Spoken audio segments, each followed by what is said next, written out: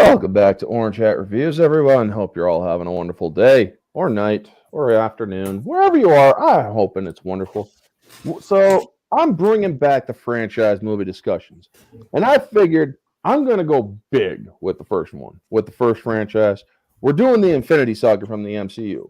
We are not going to be doing any of the other ones because, let's face it, the Phase 4 and everything else suck, and nobody likes them.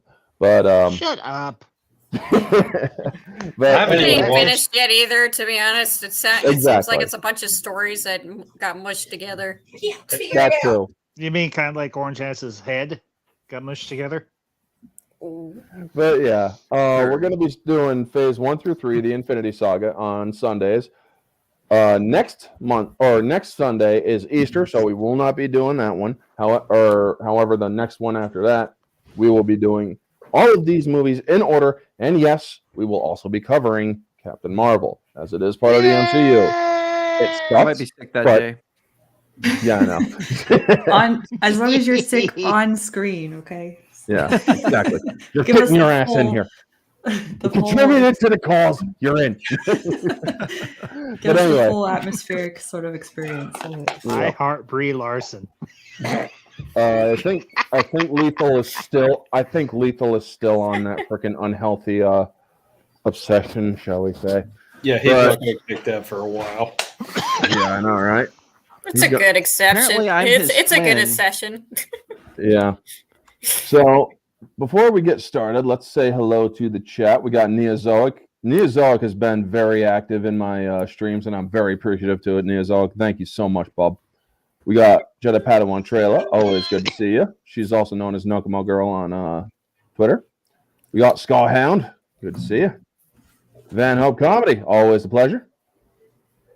And CJ's in the chat too. Yep, gotta be annoying, you know. Yep, exactly. And so, yeah, we will address the chat as further as we go on. So, Iron Man 2008, the movie that kicked off the MCU, although they could have started earlier with Ghost Rider. But anyway, Or Incredible Hulk, but No, they okay. couldn't have. We don't well, talk the about that. Incredible Hulk You mean was Ang the Lee's second Hulk? movie. Yeah, no. As much No, as no, I no, love That's the the one you Hulk, were The talking Incredible about. Hulk came after Iron Well, no, Man. I think it was Exactly, supposed it to did. be, and then it changed to Iron Man because the movie kind of sucked. To be honest. Kinda. Yeah, It's kind of like Right. Phase I've got a 4. soft Riot. spot for the Incredible Riot. Hulk. I'll be honest. I'm a Hulk fan. More folks. so with Iron Man. You freaking diss the Hulk. Oh, I will. Where's Maybe my you should be You'll Orange do Hulk. what? You'll do what? you'll do. You'll do nothing. Because I'm all the way over here in Indiana, and you're all the way over. Hmm. Oh I no! knew that was coming. Must have been the Oh wind. jeez, I'm next. No. Up your ass. But When yeah, you do- When you do the Hulk review, you should change it to Orange Hulk review. you know what? I think I will. I think Yeah. I will because there is an Orange Hulk in the comics. Yeah. Sadly. I will have to find a thumbnail or a avatar for it. But anyway, The Iron Kitty can hook you up. so one of the cool things about Iron Man 2008 and Phase 1 altogether, except for the Hulk, these movies were all done by Paramount. True. And Paramount has actually been putting out some pretty decent content, shall we say. You I mean, if Top you ask Gun? me, John Wick tends to ring a bell or two. Okay.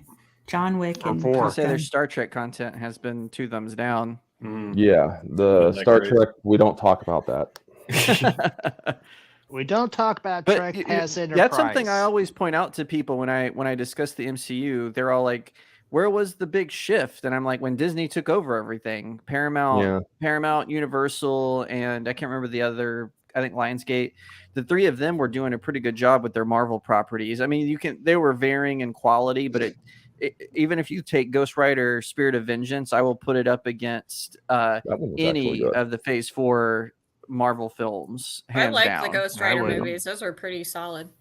First Yeah, one I was like good, Ghost second one Rider- sucked. yeah, I like first them Ghost both. Rider- The first one just had really bad CGI, but it was Yeah, The first Yeah, one had bad Iron CGI, Man bad was- writing, Oh, but like, the alternate takes of it, or the alternate or extended edition to it, was actually a marked improvement. Oh, really? That's good to know. Yeah, but you could only get that when you were getting the DVD. They Buy don't physical have it. media. Yeah, well, I have it too on physical media. They don't have it, or they don't have the alternate take on digital, sadly. But anyway, Iron Man. I mean, put it this way, folks: if Disney made these movies, they would not be the movies that we see in Phase One. I'm telling you that right now. I mean, this movie starts out. This movie starts out with freaking Iron Man and a bunch of U.S. military members getting slaughtered. Well, Stark getting slaughtered. I mean, he's not Iron Man yet. Plus terrorism. I mean, terrorists who tend to say Allahu Akbar and blow up It's shit. Aloha Snack Bar. Okay. Yeah, exactly. I thought you said Admiral Akbar. I was like, what? It's a trap. It's But a trap, Stark. Yeah, I know, right? And so that funny thing is, it actually was. But we've all seen this movie, right? Recently. Yeah. All right, good. Like, Iron Man is yeah. probably I the think I one that rewatched it. Yeah. I think this is the one I've rewatched the most out of all the MCU. Yeah, same. Nice. Maybe This that. was, For me, it was Avengers. Thor. Trust me, when we get to Thor, I'm gonna geek out. But I because thought you said honestly, get out, not geek out. out of Phase One, Thor is the best movie, objectively. Nope. Nope. No. Sorry. Incorrect. Yes. Wrong. Wrong. I agree with Orange on this. Well, Well. you're wrong too. Yeah. This isn't a Simple. democracy, bitches. But anyway, so we get to the beginning, and it's Back in Black. I mean, this movie did a great job setting up Stark. I mean, Back in Black, freaking having a bourbon in his hand in a Humvee, making all the freaking army guys nervous. With What were your shades thoughts and, on the like, being opening And like, scene? making yeah, the one, and making Hey. the one army, making one army he's a woman. cool cat kinda- billionaire. You know, when I Kinda first watched moist. it, I read the comics like when people are like, "Oh, they're making Iron Man. He's like a second tier Marvel character." I'm like, "What are you talking about? He's a founding member of the Avengers." But I thought it really set it Duh. up for who Stark was. That sort of irreverent kind of behavior. I'm a billionaire. I can do whatever I want type attitude, which that's exactly how I perceived him, especially going back to the 90s animated Iron Man. I saw a definite connection here. I really feel like the writers were influenced by that, at least. So I was blown away by it. Unfortunately, I didn't see Iron Man in theaters. I didn't see it till it came out on DVD. It was still Same. just as amazing to me. But yeah, I was blown away by it. Later, no pun intended. Yeah. Well, the funny thing is, at the time when it came out and everything, me and a friend of mine and everything, we were going to go to the movies, and they were like, "Let's go see The Strangers." I'm like, "I'd rather see Iron Man." They were like, "Well, let's go see Iron Man or go see The Strangers." I'm like, "All right, fine, let's go see The Strangers," and it sucked ass. And then I finally got to see Iron Man. And I'm like, "I told you we should have seen this," and they were like, "Yeah, you were right, I was wrong." I was like, "Hang your head in eternal shame," and they're like, "Okay, I will." Damn straight. So, ladies, what were your thoughts of the opening scene? Oh, after you. Well, for me, I was kind of like I was bopping along to the music. I didn't really think about it until like the explosions started, people getting killed and shot at, like that kind of a thing. So I thought it was kind of just a really good introspection on who Stark was. So like it's just like, he's kind of like, he's confident, he's a playboy, he's a billionaire, obviously he's very rich, and so like like when you go in a room, like when he goes into a room, everyone stares at him, that kind of a thing. So I was like, this guy kind of cocky, but I like the music. Let's see where this goes. Dun, dun, dun, dun. Well, let's just put it this way: he's like Bruce Wayne. If Bruce Wayne had swagger. And wasn't Exactly. didn't have a perpetual stick up his ass. I mean, yeah, Bruce Stark Wayne had an ego. Yeah, if Bruce Wayne didn't constantly fixate over his parents being dead, Stark was like, "Oh yeah, my parents died." Of course, it didn't really hit him until Civil War, but that's a different story. Yeah, they needed more angst at that point, I think. So, I like the first impression that he gives because it's a starting point. You know, it's interesting. He's larger than life. He has a lot of charisma. A lot of people probably don't like him, and I mean, you can kind of see like from Rhodey snipping at him and stuff that he doesn't come across as the most reliable person. So I like the kind of like foreshadowing there with that. Yeah. So we got a couple of questions from the chat. Orange Hat and crew. How do you feel about Iron Man and maybe the rest of Phase 1 more serious and a bit more gritty instead of dumb jokes and everybody acting like goofballs, etc.?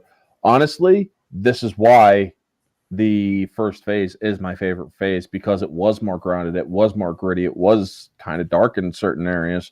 I mean, they weren't afraid to show what they were doing, you know? I mean, this or Captain America is a war movie. The Hulk, he's brutal. So Iron Man, he's fighting people and with weapons and they're trying to kill him. They're not afraid to show this stuff. Yes, they do tone it down to a degree, but honestly, I think they did a wonderful job. What does everybody else think?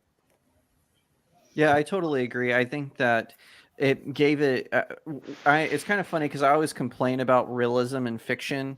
I'm always like, you don't want it to be too real because then it takes away the fiction.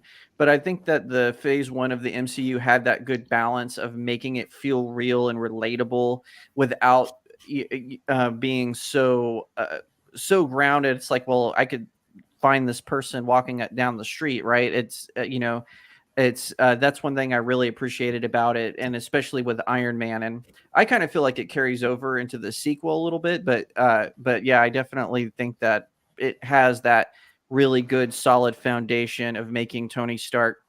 Yeah, he's kind of arrogant. He's a little bit of a jerk, but he's relatable. He's charming, and I think I can't remember who, but someone mentioned he's got a lot of charisma. So you can, he's that kind of rich jerk you hope is your friend because you know he'll pay for dinner. If you know what I mean. Definitely. Well, I mean, this is like before, like what I would call the modern era too. Like, we were at war in America, whether we saw it or not, or we liked it or not, and it brought kind of like with the Jericho missiles and everything. It brought in this idea of like international conflict and weapons development and the idea of like personal responsibility for Tony Stark. Pretty nice. Yeah. You don't see that a lot in like the more modern heroes. You know, you have all these kind of like kind of fake, like so far beyond the realm of realism and the everyday sort of like problems that it doesn't relate to you very well. Like I think that was like with Ant-Man and Quantumania, it's like, oh, it's this. I mean, you could skip over the movie entirely and you wouldn't miss anything. So, yeah, because it's the quantum realm. Oh. And if you break it down to like its barest base conflict, it would be like a power struggle between one Kang and a bunch of other Kangs. Yeah. God. Yeah. Let's not mention the Kangs. Well, I mean, like you see the progression or the de-evolution of it, and if you compare the extremes better. So, I mean, Iron Man had the, it had a lot more gravitas because it was grounded. So, no, good point. You know, I was thinking like of when you mentioned Brody, and I was thinking, okay, so Iron Man has the unique kind of place where his sidekicks and side characters don't necessarily like him at the beginning. They really, really don't. Yeah, and they don't like normalize him at all. Like, like with Spider-Man, you see like, oh, Peter's like the normal one. Yeah, no. Like Tony Stark just goes up in like a fancy limo with fancy suit and has like expensive shades, and he's like, "Hey, look at me." Yeah. I mean, that's one of the things that a lot of or that is the great part about his role, really. It's because he is a billionaire playboy or billionaire genius playboy philanthropist, yet at the beginning of this, he's all of those things. However, he is also one more thing, which is a freaking asshole. I mean, everybody has a problem with him. However, Yep. they put up with him because he's rich. And yes, he's eccentric in many ways. I mean, instead of receiving his Apogee Award, and also leaving his buddy Rhodey up on the stage, he's freaking at the craps table.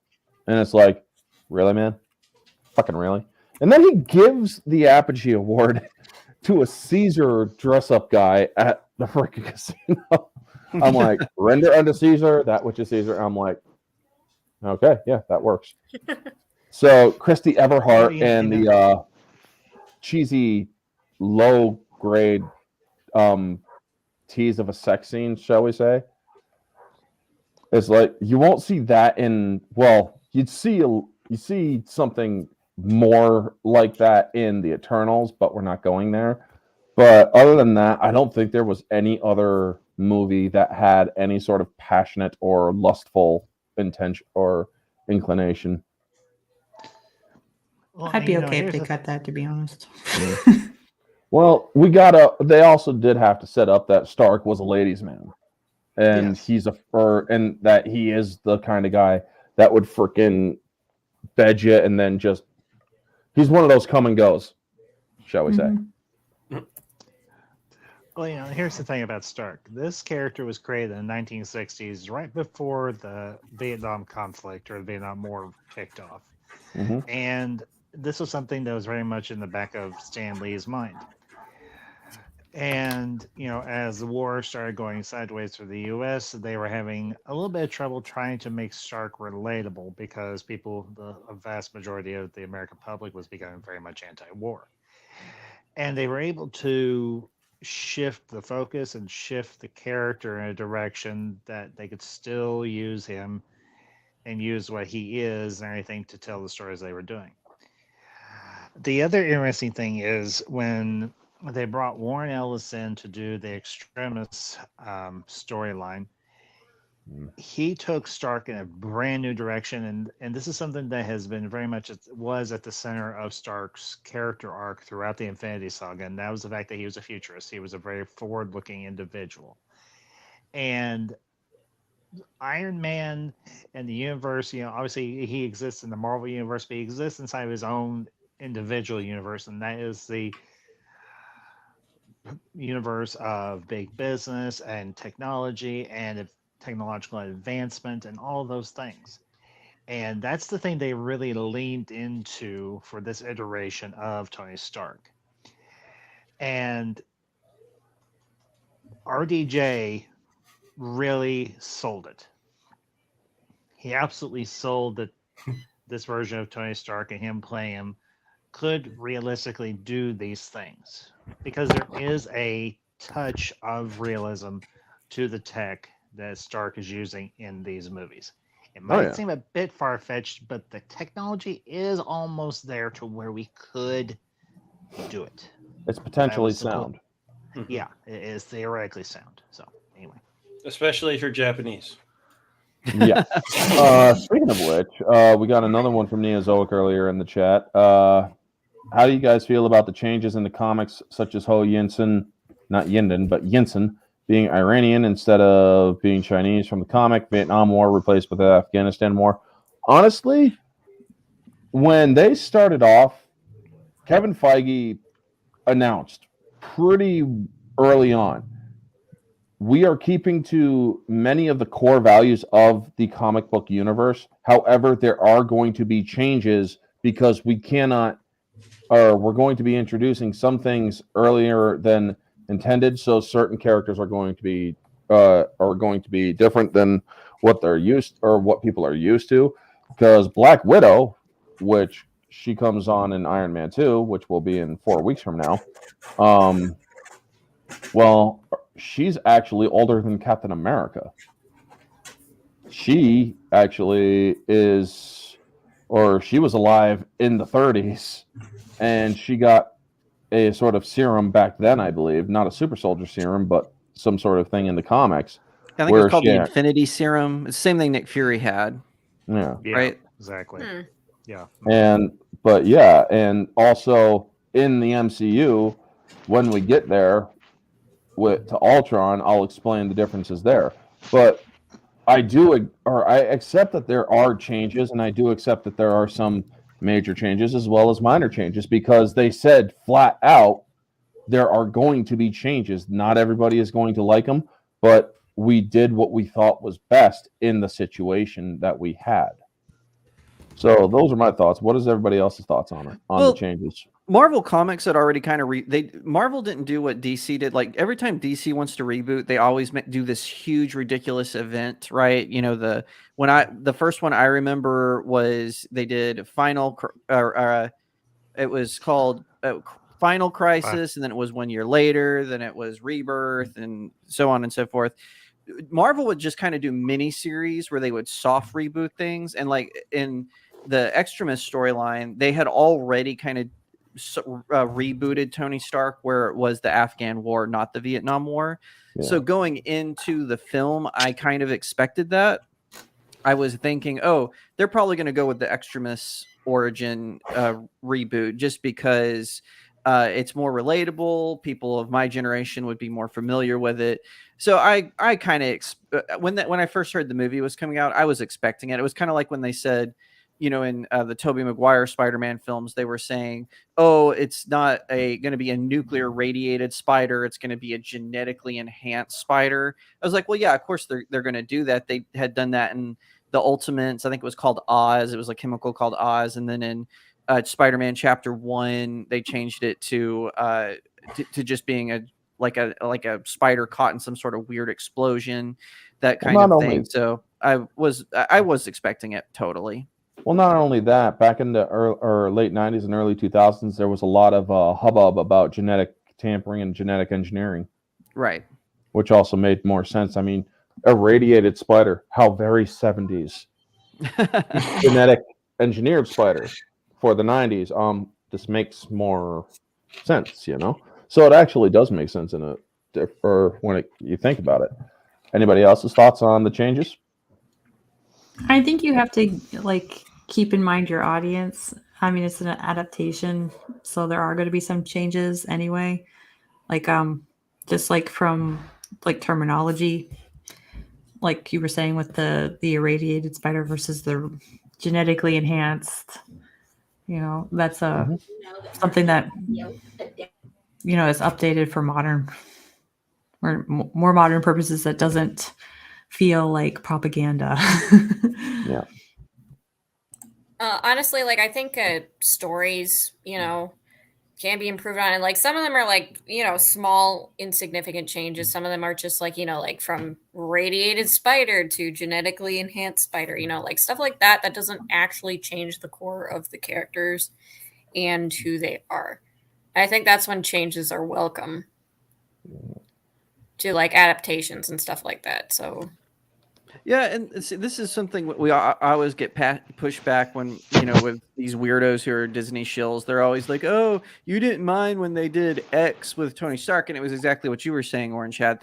They still kept, and also Kitty, they kept the core principles of these characters when they first introduced them into the MCU. So that's why I knew that they would have to update and be adaptive to how it fit into that story. The problem is with Phase 4 and Phase 5, they're changing the fundamentals and the core of the characters, as opposed to just kind of moving those core values into a different context. So, sorry, I didn't mean to speak twice, but I just, just throwing that out there. No, it's okay. You know what? I always hate that argument. It's like, oh, if you hate this, what about this? It's like, okay, both things can be true. It's like you're adding a sentence where no sentence was said. So about the specific thing you're talking about. So yeah, well, you're going to have changes anyway, and I mean, you can have good changes and bad changes. So as opposed to good changes that work versus bad changes that don't work, and then good changes that I don't like versus bad changes that I don't like. You know, one of my books is being adapted to an audio drama right now, and the guy came to me and he said, "Hey, listen, you have a ton of characters in this particular novel. I need to condense it down. So can we combine characters? Can we, you know, or maybe have a character speak for these other people?" Just because I can't afford to have, you know, 75 voice actors do all these different voices. So can we compromise on this? And I, of course, told him, yes, I just want you to keep the core of the story, the meaning behind the novel. And so he and I you know, have been working through it on how to best adapt it. So, you know, it's really, so you expect it. But if he came to me and said, hey, I want to make this person gay, I want to make this person, instead of a demon, I want to make it a fairy, I'm going to be like, no, I'm not going to let you do that. That doesn't make any sense to the context of the story. So it depends on the extremism of the change too, because Exactly. sometimes they could just take it way too far, and then all of a sudden the stories, you're not even close to what your story originally was. Yeah. Another question from Neozoic. Terrence Howard, do you think that he should have stayed as James Rhodes instead of Don Cheadle? No respect to Don Cheadle. From what I heard, Neozoic, is that Terrence Howard was a prick to work with, and that's why they canned his ass. Yeah. Mhm. Yeah, he wanted like the same money as Robert Downey Jr., even though Even though he was in the movie less, so it's like, Yeah. And also, I like, agree. he tried to take credit for casting Robert Downey Jr., and that was clearly a Favreau decision. Like, everyone agrees with that. RDJ has said Favreau's the one who called me. So but I remember he was on Fallon, I think, and he was like, "Yeah, I was the one who called RDJ," and I was like, "Hey, he should be Iron Man," and I was like, "No, you weren't. Like, this is you know, this isn't true." So, you know, like everyone's saying, it's just a jerk behind the scenes. Same situation with Norton, right? With which I know we'll talk about later, but yeah, I like Terrence Howard. I do think Terrence Howard is a better actor than Don Cheadle, but if he's causing rifts with your crew, I understand a casting director or a director and a producer saying, no, we gotta go a different direction. Yeah, and in this case, I'm gonna be like, they just had to cut off a problem, so it's just like, I don't actually know Terrence Howard in any other movies, so aside from Iron Man, so I can't speak to his acting ability, general acting ability, but yeah, it's like I'm just like, yeah, he was a real problem. So it's like sometimes you just have to like be like, I'm done. I know I've he was actually like the forerunner for Empire, and that's had really good reviews. I've Before, of actually course, heard Jesse that Smollett the wrote reason it. he produced Empire, because he's not just the star of it, he's producing it. I've actually heard that he did it because he couldn't get film roles because people have said he's difficult to work with behind the scenes. I don't know if that's true or not. That's something I read on Reddit, so take that with a grain of salt. Well, if you pay attention to his character, especially when he's drunk or supposedly drunk on the plane, it's really telling. It's like, this dude will not let you get a word in edgewise, even if you're drunk. Sometimes they will relent, but oh my God, this dude does come off as kind of an asshole. I mean, even somebody like me who has watched movies all my life, grew up very movie oriented. This person, even in the movie, as Jeff Amata said during the Depp Heard trial, it's clever cutting that made the chemistry look good. And it's not, or even though behind the scenes, she was a bitch to work with. Well, in that regard, yeah, I'm gonna say no. So Don Cheadle was better. At the very least with the chemistry, like you could actually feel like, love-hate relationship friends. Like Rhodey's not Tony Stark, so He's military disciplined. He doesn't have the free-spirited lifestyle that Tony. He's not allowed to have the free-spirited lifestyle that Tony has. Well, and here's the interesting thing too. As you see Don Cheadle from Iron Man 2 onwards through the rest of the Infinity Saga, he really comes to inhabit that role. He really embodies it. I always felt with Terrence Howard, he was there, but he wasn't as invested as we saw Don Cheadle get invested in the part. Terrence Howard wasn't a terrible roadie by any stretch, but he wasn't as good as the character has been in the comics. I mean, I remember because I'd read more Iron Man comics. There was a brief time, when Rhodey was actually Iron Man, or he would step in as Iron Man and wear the suit. And there's even a storyline where Tony Stark dies, literally dies, but they put him into cryogenic suspension. And Rhodey takes on the mantle of Iron Man for a while. I could see potentially Don Cheadle doing that. I could see Don Cheadle as Rhodey doing that. Terrence Howard, I couldn't. And that for me is the big difference. Grant, we only had one performance from Howard, whereas we had numerous performances by Don Cheadle. But frankly, Don Cheadle has been in a few film franchises besides Marvel. He was in the Ocean's movies with George Clooney and all of them as Basher, the demolitions expert, and he was great. I loved Basher. I'm actually going to be doing the Ocean's movies here in a few weeks. But Don Cheadle, I honestly think, I wish they had brought him in for the first movie. That way they've had that continuity, but maybe he wasn't available. Maybe obviously they already cast Terrence Howard, but maybe they had to realize just how much of an ass he was before they were like, yeah, you're done. Bye-bye. Yeah. So the 10 Rings, which is the organization that kidnapped Tony Stark, actually, there's one scene which shows the main bad guy where he's watching Tony Stark put together the suit because they want him to put together the Jericho missile. He's actually using the leg suit on the camera. He's actually moving a ring on his finger. Originally, that was one of the 10 rings of the Mandarin. Because if you pay attention to how ornate that ring was, it was highly clear that that was one of the 10 that would embody the Mandarin later on, if they ever got to him. We all know where that went. But I do like how... But I will say this briefly. Remember what Wenwu said? The villain was named after a Chinese chicken dish. Yeah. Or no, he was Think named about after... true, though. I He mean, was named if you after look a at the fruit. Mandarin lore, he's named after a real Chinese legend. That is true. And I do get that too, but still, tongue-in-cheek humor never hurt nobody.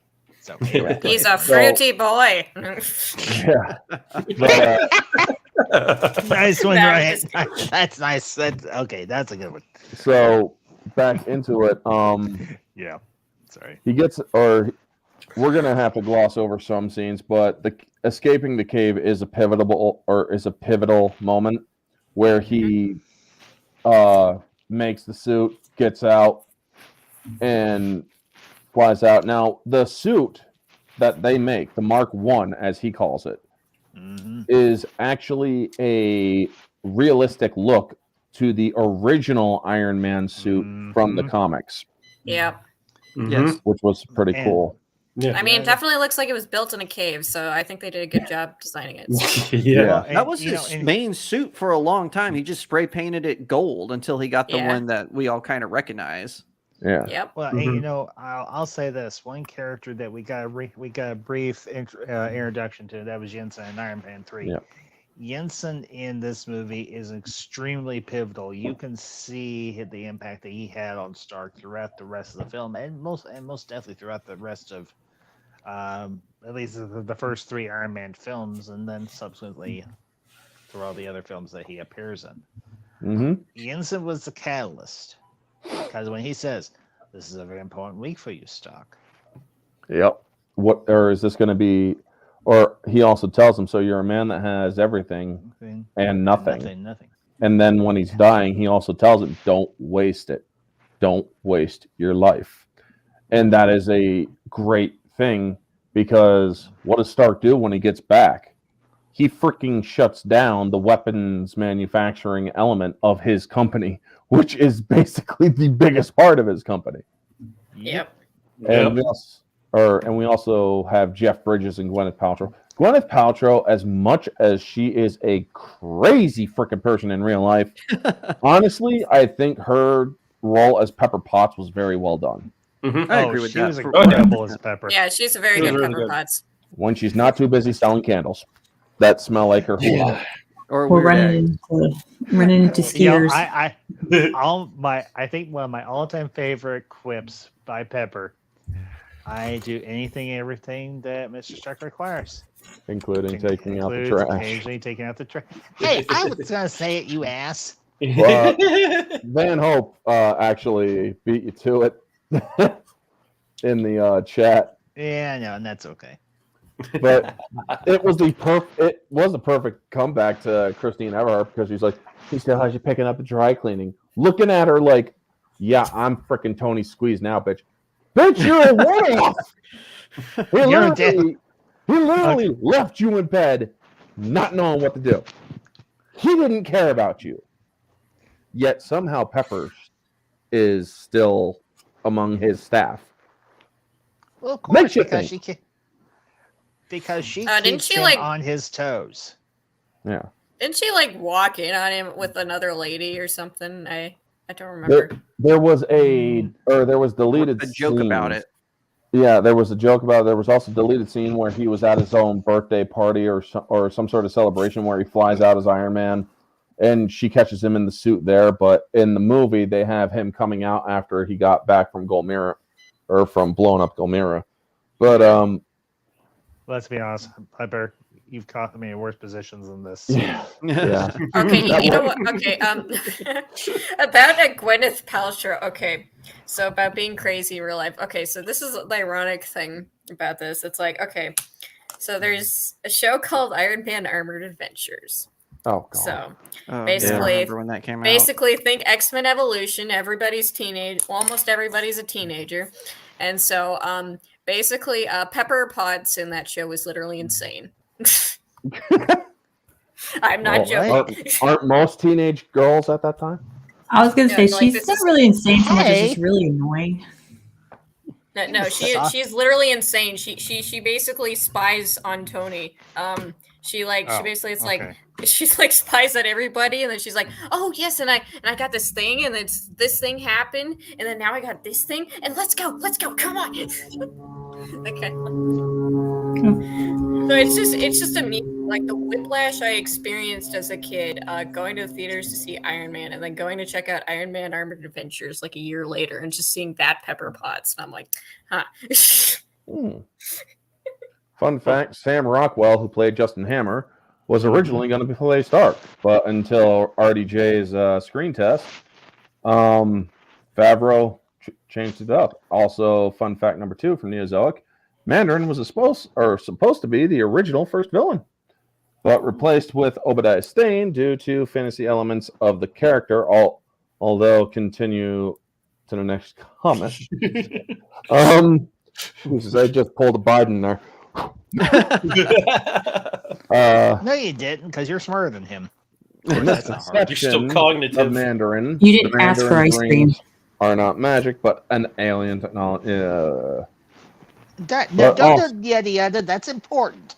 All right. I thought he was talking about the new or the ones that are in the movies. Okay, so technology of an alien, reptilian, Yeah, the dragon. comic books and That was a Armored reboot, Adventures, though, wasn't basically. it? That was changed later. I think originally they were magic because it was supposed to be, technology, science versus magic between Stark and the Mandarin. I think the dumbest thing was that my they made understanding. the rings bands, and that Yeah. just looks stupid. I feel I'm like like, okay, how hard is it to animate a ring shooting a laser beam? Exactly. I I feel like mean, better. not It's to just mention, has anybody in the chat or in the panel ever heard of the game Marvel's Avengers Alliance? Yes. I think. It was You mean a Ultimate game that they had. Alliance? No, Avengers Alliance. It was on Facebook, and a small company called Playdom. Then I have to ran say it. no. Oh no, that is nope. Never mind. Ultimate Alliance. Yeah, I think Yeah. that's what I'm thinking of. Avengers Alliance kicked off after the Avengers and basically kicked off during the movies, played special events and whatnot. It was an online playing game, kind of like with the Final Fantasy VII format. But the Mandarin in that game, this dude is bad, or is like so freaking badass. He's like, okay, you burned down my freaking town, Tony. I'm gonna burn down your home, and he just lays waste to Avengers Tower in that game. It's like, yep, and freaking Tony's like, oh, I am so gonna kill this man. But yes, the Mandarin. A lot of people are like, the Mandarin is a badass for a reason. And yes, he is indeed a freaking badass for a reason. This dude knows every martial art. He is mystical up the wazoo. And I believe he freaking could take on Doom at one point. I mean, even Doom thought, or even Doom hesitated once or twice with him. Doom does not hesitate. But yeah, continuing on. So he's back. He shuts down Jeff Bridges as freaking Obadiah Stane. Oh my gosh. Great choice, but it's like, yes, who played the Big Lebowski in the MCU? Because we do get the line later on in Endgame, one side Lebowski, and it's like, what? But, I mean, it's like, I love that line. What? But yeah, Obadiah Stane as Ironmonger or Jeff Bridges as Obadiah Stane and Ironmonger. He is, or I thought that he did a great job. I mean, Jeff Bridges is a great actor, folks. Yes. He might be nuts in real life, kind of like hippie-ish. Every Hollywood star. I mean, He's most hippie. Hollywood stars are, but I'm not sure, but hippie-ish. I haven't really heard anything about him.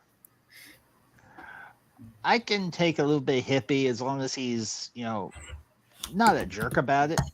Or not. Well, he's been on interviews recently where he's been saying some pretty weird shit. But well, who doesn't? Yeah. Yeah, Jack says his paradigm. Oh, hold on. Yep. Yeah, I see him in the background. Okay, good. Sorry about that. My power blipped out suddenly. Oh. That happens. It just came. We right all back have that on then. moment. Yeah. I've had that happen. Sucks. Apparently. Back when I was living in the previous place where I was living, it happened way too often. But yeah, getting back to it. So, he's like, I think we should take a new look at arc reactor technology. No, we did, or we built that to shut the hippies up. And so he shows them, and he's like, okay, we're going to keep this quiet, but we're also going to, or we got to figure out what to do without without pissing off the board of directors. Because when Stark sold or dismantled the weapons division, they say it dropped like 56.5 points. However, if you look at the TV, which I just caught today upon rewatch, if you look at the TV when that dumbass Gallagher-looking freak dude with the all sell and all that shit, it actually dropped like 82 points. It's like, holy shit, his stock plummeted. I think it's kind of then funny it they made a featured him miraculous because rebound. people are saying his predictions have been way off recently. Yeah. And this used to be a guy like, that's why he has a show, right? He used to be top of the line, invest your side. This is how you invest, all that. And people are saying his predictions have been terrible lately. So I think that's kind of funny. That's because he started drinking the Kool-Aid. Exactly. Mm-hmm. He drank the Kool-Aid and he's like, we need to, or we cannot get rid of Pfizer and yada yada. It's like, oh, well, you're no longer relevant. But yeah, so Tony swaps it out for an upgrade, and I love this thing because it comes to play later. He asks her, or she asks him, what do you want me to do with it? Get rid of it, destroy it, incinerate it. It's junk now. She keeps it, and she gives it to him later on as a present that says proof that Tony Stark has a heart. Oh yes, I remember breaking down and crying when this freaking end game. She put that on his grave, and I'm like, and it is that was the perfect callback too. It's like, oh my god, I'm freaking that broke the dam for me in the theaters. That one moment there, because when I cry, folks, it had if there's somebody, if I'm dealing with a loss or something, and for the most of the time, my eyes will be drier than a freaking desert. When I saw that Tony Stark had a heart, damn broke, and I was crying like a bitch. But it's like, yeah, that's what I said, dog. So you stop barking. Freaking dogs. I know, it's all right. Everybody makes a noise outside. She starts barking. Woof woof. But anyway, I do love how he's doing the tests. Now, his upgrading his suit with the Mark II and how he's doing the flight test. He goes 10% thrust and just launches himself right into a freaking overhang. Yeah, I remember that. Great. Yeah. And then he builds the repulsors for his arms. Now, if you look very close at his repulsors for his arms and his, he's always tinkering, always upgrading. This is one of the great things. His first repulsors spark a lot. They're not perfect. And so he has to constantly tinker, and when he's learning about the double dealing, he's constantly tinkering, and you see him tuning it with the thing, and it's like, holy crap. This is the level of detail that these guys went into this movie. The wires that are hooked up to the arc reactor in his chest, to the repulsors when he's holding his hand out like this and showing Pepper, when he's about to channel through the arc reactor, you see the energy channeling through the tube into the gauntlet, which is pretty cool because they also show it when he starts blowing up his place because he's pissed off about Gomera and whatnot because he didn't get invited. He didn't get invited to his own party. Also, Coulson has been introduced already at the press conference, which I glossed over. I'm sorry for that. For the Strategic Homeland Intervention Enforcement Logistics Division. That's a mouthful. Yeah, we get that a lot. It's like, freaking really? I mean, I'm like, why does that sound so familiar? Hey, that's great. Well, I remember when I first came out with it. This is when I first came out. I'm like, that sounds familiar. It went over my head at first because when I was reading the comics and then in the Spider-Man animated series, it was strategic, hazardous, international. I can't remember what espionage the E was. and logistics. Espionage. Yes, yeah. And so when I was hearing strategic homeland, I was like, homeland? What is that? And so I was like, so it completely went over my head when he was saying it for the first few times. Yeah, I didn't know what it meant because the MCU is my introduction to like the Avengers, like Shield, that all that stuff. Like it's like it's like wow, that is really confusing. You better shorten it. Yeah, and then that's what she's. And that is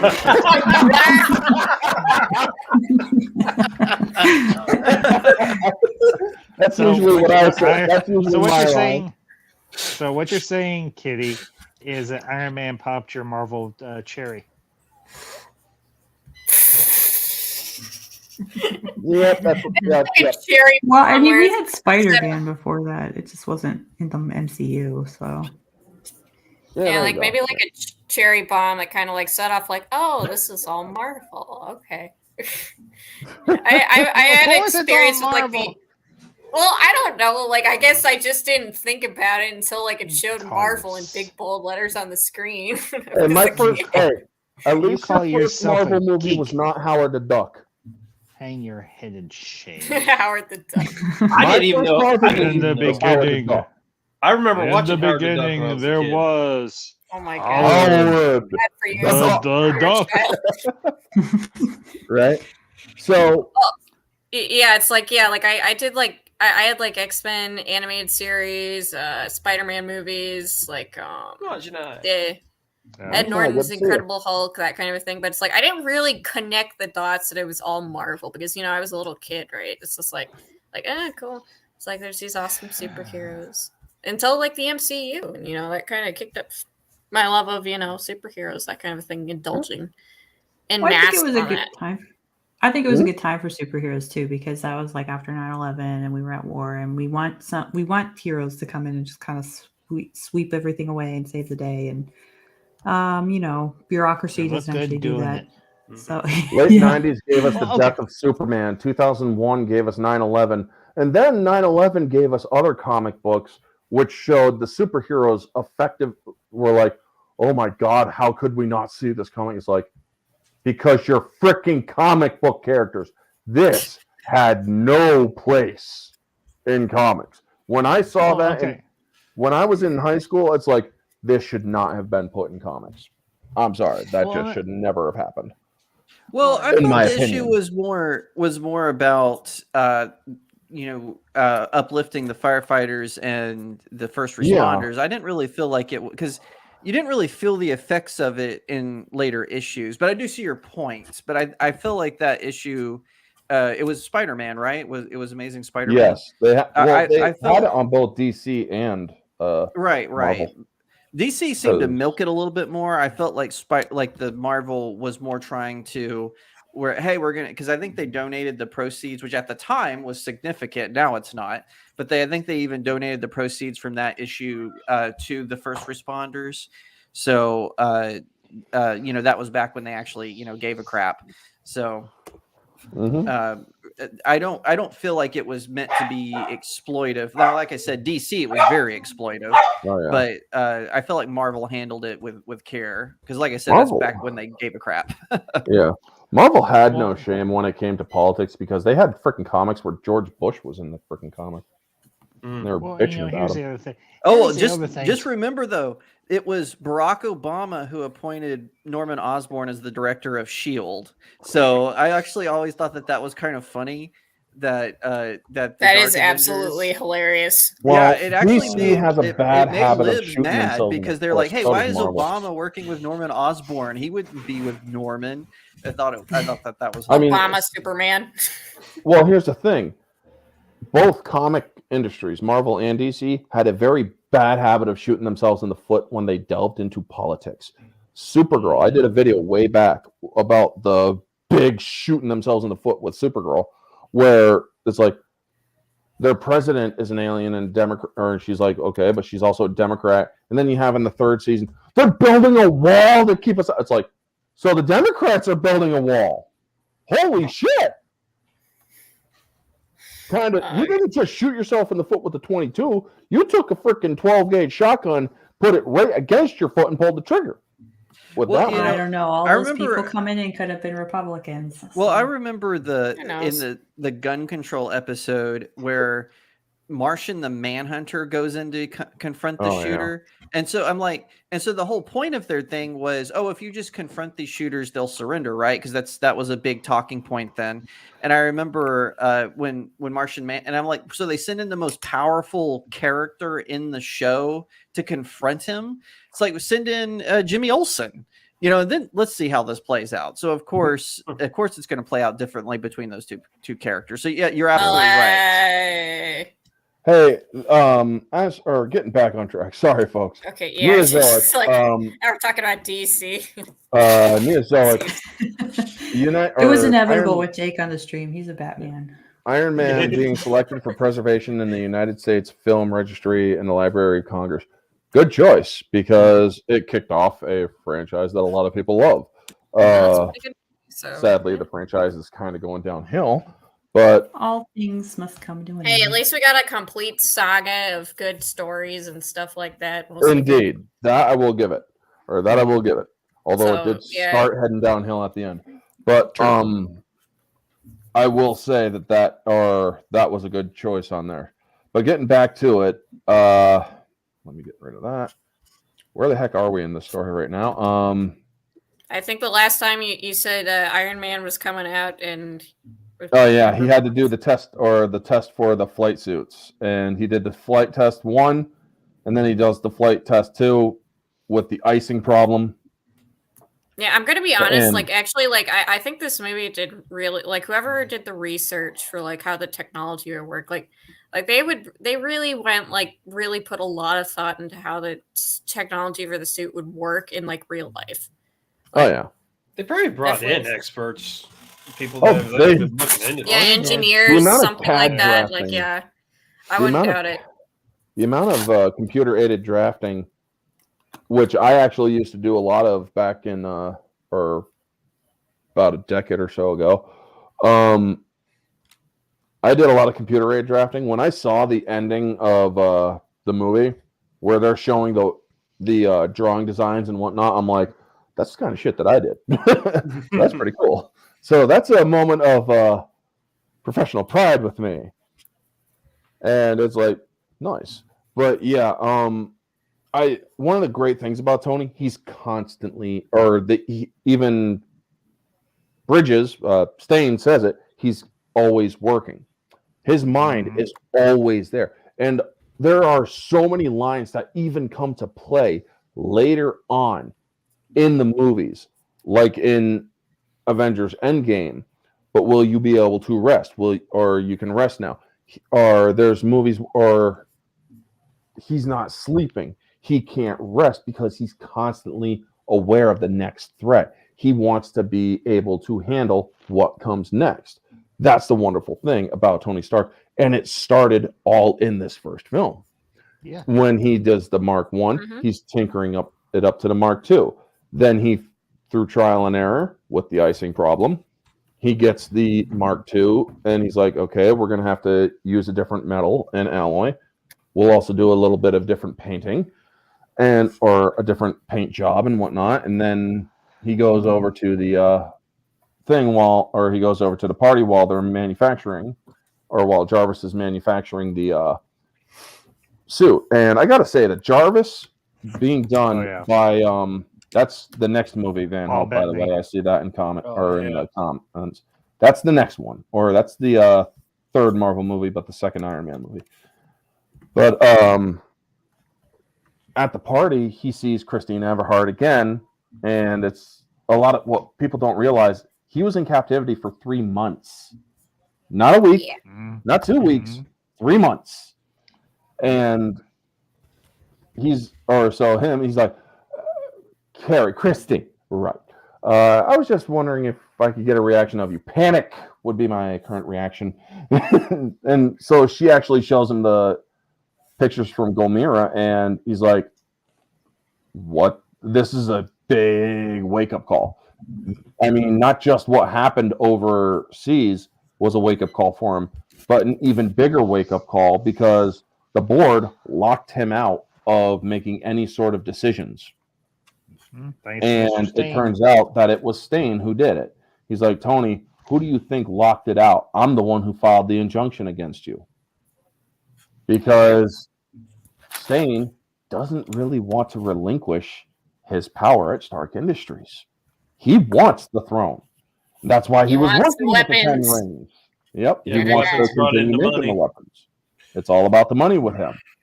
And he goes overseas. He gets the designs, and he brings I love it. He goes in, the 10 rings have guns trained on Stain's men. He walks out of there after setting up the other guy with the paralysis device. They're all on their knees, and they get executed off screen. It's like, holy shit, you know? Yeah. I mean, that's another thing that I really like. They went there. Bad guys taking other bad guys. Yeah. Yeah, well, I mean, characterization in general started out really strong in the MCU. Like with the Tony tinkering with his Iron Man suit design, you don't have that kind of issue at all in like Wakanda Forever, and you don't have that in like as a personal. They just have it, right? Yeah. Like they're not working with anything. They're just like, yeah, we just have it. Let's go. Yeah, you're supposed to know everything about these characters already. We don't care about those characters. So yeah, there's no trial and error. I mean, Captain Marvel is probably the most guilty of this, where it's like when she gives that little. Well, I don't know. There's probably a couple that I'm missing. No. I think probably it's got to be Quantum Mania. Blew that out of the water. I think Ant-Man's kid somehow made a Not somehow. map She worked of with her an unknown grandfather, who's a universe in her genius. garage. We'll get into that, or no, actually, we I'm won't get just into like, I'm quantum I'm sorry. That Grandfather blows named him, who out is a of the water. genius. There's no somehow. She had her grandfather's diary. She had the man himself right next to, right alongside him to build that device. There is no somehow. She didn't do it on her own. She was not shown She to be a didn't- genius in her previous No, appearances. she You wasn't. can't just No, throw it in she- there. No, Exactly. So she had I'm help. sorry. And this was So Cassie. don't- This wasn't. So don't try to marry Sue, this Scott Lang's Cassie? daughter, because she ain't one. Was this Cassie? Yes, she is. Was this Cassie? No. We're not getting into Quantum Mania. Actually, fuck that entire conversation. We're striking that from the record. Okay. But, Well, anyway, my whole point of All it right. was like Tony Stark, who's like this really brilliant genius inventor, has these like scenes where he's struggling with the technology, he's changing it, he's running into problems like flying right into the wall and all the video tests and stuff. That's Yeah. character development. Woohoo! Yeah, exactly. Yep. Yes. So- and same ahead. thing with the villain. You see the power plays and the kind of like secretive movements and the I'm really your friend kind of talks. Yeah. So you don't have that either in more recent movies. Okay, you know what? I'm gonna be honest. Okay, what I really like about this Obadiah Stane, right, is that you know what, how sometimes you get like the plot twist villain, right, and then they go all maniacal and crazy. I don't think this version does that. His personality doesn't change. It's just he's revealed his true intentions about everything. Mhm.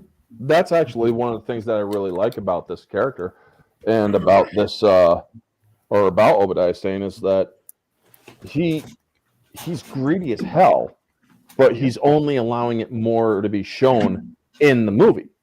I mean, it really or it's exactly as right Kitty says. He's allowing his true nature to be shown through or to show through.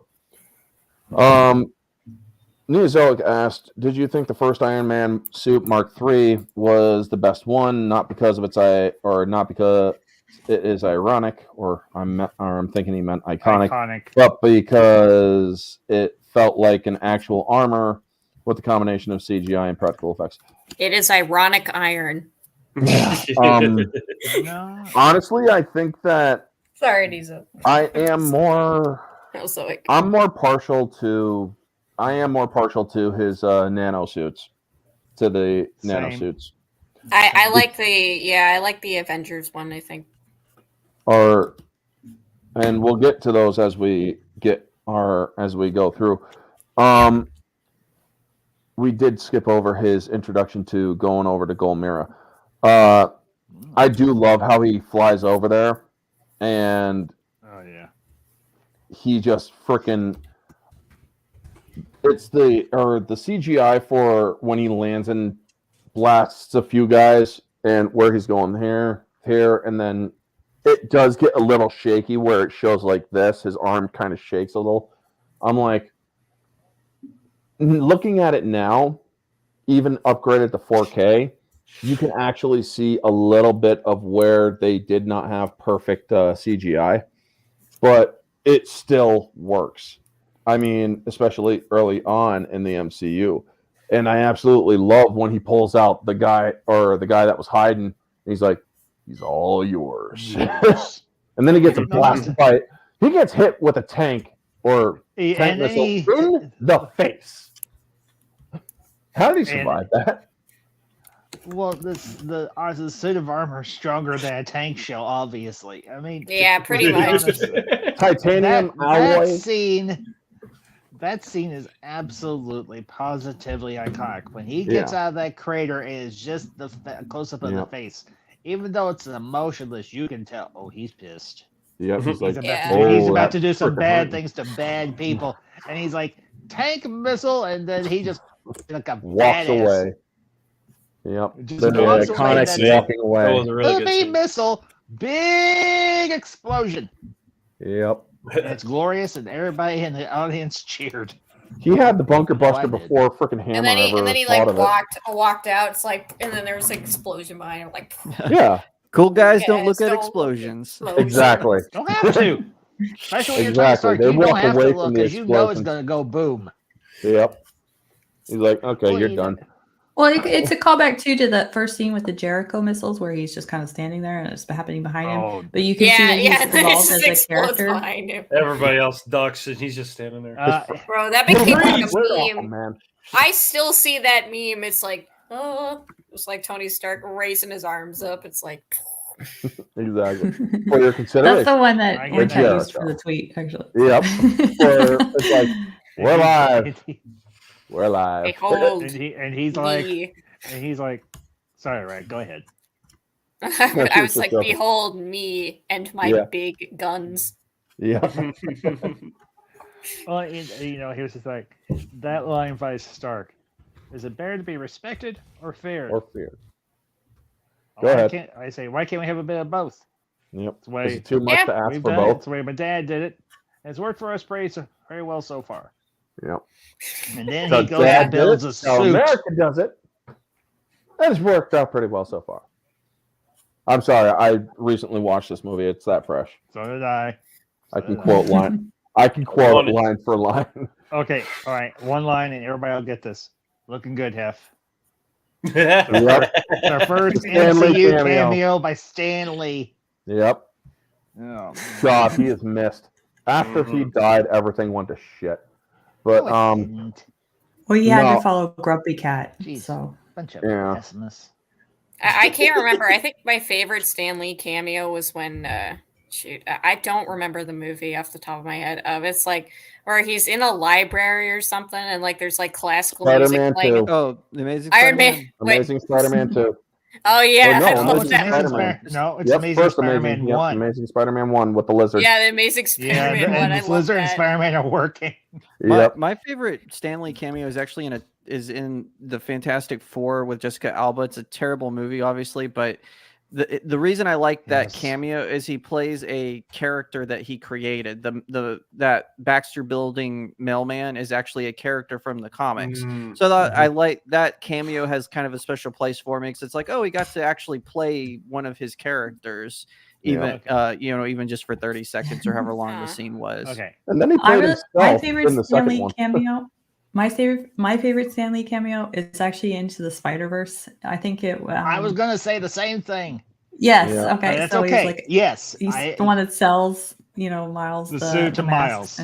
and he Yeah. says, it fits eventually, Eventually. and I think that was just really nice. That was his very last. That was his very last cameo. Yeah. I thought his last one was in Captain Marvel. No, Nope. he was in Endgame. He was in Endgame. Oh, okay. But Yeah, that's also because that was his Endgame was very shot last before one. Captain Marvel. Wasn't the Okay. in-game one though, like actually from a deleted scene that they CGI'd in? Because No. or did he actually appear for it? The No, Endgame he was, didn't. hey man, make love, not war. Yeah. Well, right, but my understanding was that was actually a blooper or something that he had done, and they had CGI'd him in from that blooper. I could be wrong about that, but I thought I don't had think Definitely so. have to look it up, but we'll have to look it up later. I could be wrong about that, but I had read that somewhere. It was probably not true. Yeah. I read it So- off the internet. Dang it! Yeah. So now, he gets back. He gets caught by Pepper, and he's like, "Be honest, this is not, or let's face it, this is not the most embarrassing thing you've caught me doing." And she's like, "Are those bullet holes?" Now, also, if you pay attention in that scene, folks, Yeah. you see a prototype Captain America, an unfinished prototype Captain America shield, which is pretty Yeah. cool. And they were teasing him. He's the last Phase 1 movie before Avengers, and they were teasing him from the get-go, which is pretty cool. You know what? That's Um, kind of ironic because it's called Captain America: The First Adventure, but he's actually the last one to get his movie. Right? I just thought of that. I'm like, oh wait, that's ironic. Yeah. And Well, so if you think about it, chronologically speaking, the first two Avengers were both captains. yeah. I'm gonna make you all. Yeah. Anyway, moving on. And both of them were badasses. One was for sure. Yeah. Both of them were badasses. So There is two for sure. here's this he's setting up a new suit, or Obadiah Stane's also setting up his new suit. And Tony's obsession, I love, well, he's not crazy, but he is obsessed. They're dealing under the table, and he's going to find more weapons and destroy them. So he wants Pepper to go into his office at Stark Industries and use a ghost drive to download all the stuff. Well, unfortunately, she succeeds. However, Stane figures it out. And she meets up with Coulson because Coulson was there, and it's like, we had a meeting. Did you forget about me? Oh, we're going to have the meeting at your office. I'll give you the meeting of your life. And That's what she said. Nice. Whoa, CJ. Good one, CJ. That was good. He's calling back to our done. earlier comments. So Yeah. Nicely done, CJ. So, that scene though, when he's talking to Pepper, it is really creepy because you don't know what he's gonna do. You don't know if he actually knows what she's doing. I mean, the way anxiety he's like, levels are off the roof there. On that yeah, scene. it's like, Just Oh, yeah. because like tension. basically like the camera work is like so claustrophobic almost, and Stain takes up like a majority of the shot. yeah. Mm-hmm. So then he figures it out, and he's just watching them as they leave. He's like, "Oh, I'm gonna enjoy killing you." So we then see that Stain arrives as Tony's calling, or as Pepper's calling Tony, and he picks up the phone just as Stain uses the paralysis thing on him, and then he admits to him all that other stuff. He's like, I thought for a moment when I put the hit out on you that I had killed the golden goose, but you still had one golden egg left to give. And this is your Rachmaninoff, your Pieta, your Ninth Symphony. Funny thing, folks, the great masters back then, after their Ninth Symphony, very few of them had anything to match anything that came before the Ninth Symphony. The Ninth Symphonies of many of the music masters of old, the classical masters, are their absolute last and bests. Maybe not what they are best known for. I mean, Beethoven's Fifth is his most famous piece, but after the Ninth, it's basically the downhill moment. It's you hit the top of the hill, and now it's all downhill. So it's actually quite fitting of what he's saying, because he's basically going to kill Tony. He's making Tony, or he pulled out his life support from the arc reactor. And I love how Stark acts this, how Robert Downey Jr. acts this when he's making it. He plays dying very well. Yeah. I mean, it's like, holy crap, dude. Also, It just looks like he's losing strength by the minute. It's just... Exactly. He's probably been like that in real life too, for all we know. That's the reason why I think he did so great, because he's been pretty much at the end of his rope before, or the MCU relaunched Robert Downey Jr. Yeah, he's hit rock bottom before, so I mean, it was yeah, because he did prison time for a while, didn't he? Yeah, he was in prison. His career took a nosedive because he got too much into the drugs. And which actually is quite fitting for when he did his role as Sherlock Holmes, because Sherlock Holmes was also a drug addict. But well, that's kind of been exaggerated by modern movie makers. I was gonna say that's if you more read, of a modern the interpretation. dude shot up in the books and in the books. They only mention it in The Sign of the Four, I believe, and then just a few short stories later, Watson transcribes that Holmes had stopped, or he had weaned off his god awful habit, or however it's worded. But he was not a massive drug addict. That's an invention of Hollywood. Well, actually, it was probably exaggerated. It It's greatly exaggerated. Yes. However, I still do think that he did a good job doing Holmes as well. Yeah, but That's getting it actually back one of my in, favorite Sherlock Holmes movies. I just think it's kind of fun. yeah. Now he's about to die because he couldn't reach the arc reactor, the one that Pepper kept. And lo and behold, the machine that he has been dissing the entire time, you are a tragedy and dummy, and saying all sorts of bad shit about him, is the one that saves him. Dummy. And he's like, "You shoot me with that fire extinguisher one more time, I'm sending you to a college." Yep. And I love how Dummy's fingers are looking up at Dummy. There's these 2 points that kind of look like eyes. It's like, you okay, boss? I'm like, is this what you needed, boss? You're gonna make it, boss. It makes this little like squeaky. Yeah, the chirping noise, almost like a chirping noise. Yeah. And it's so freaking cute. And I'm like, that is a very emotional moment for me in a way, because it's like this thing that you have looked down on, made fun of, is the one thing that freaking saved your life when you needed it the most. Well, I mean, he went. It complements like Pepper's gift very well. I mean, like throughout the whole like opening act is like you realize that Tony doesn't need anybody, or he thinks he doesn't need anybody, and then it turns out, like I said, like the things that he's dismissed the most or discounted the most are the ones that make the biggest difference in the end. Exactly. Yeah. And also, speaking of Pepper, Pepper throughout this movie has been incredibly integral. She kept the original arc reactor. She overloads the roof at the end. A lot of people love to say we didn't get our strong female characters and whatnot until later in the films. The very first fucking MCU film, the woman saves the day. Yep. Who freaking... It's like, she's the one that overloaded the roof. She's the one that killed Obadiah Stane, technically. Yeah. Whoever is saying... Second-degree murder. Tony's first degree and Pepper's second degree. No, that's first degree, actually. It's first degree because it was planned. She executed. She did it fully with intent. If Phase 4 hasn't taught you anything, it's fine when we do it, okay? Exactly.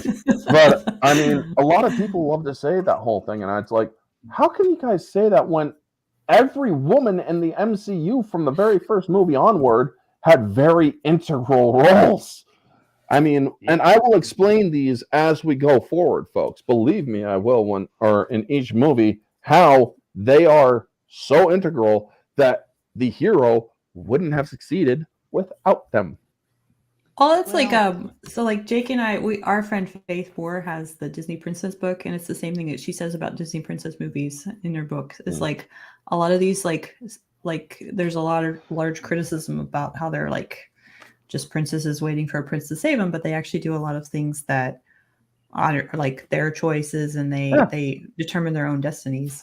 So I think a lot of people just don't read things, or I don't know. Or just like follow the narrative, or just like to pretend that they're like the first ones doing this. Exactly. Yeah.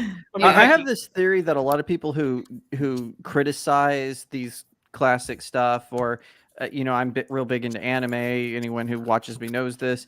People who criticize anime, it's people who don't actually watch it. Like they see one 30-second clip taken out of context, and then they'll write a whole, BuzzFeed article about it.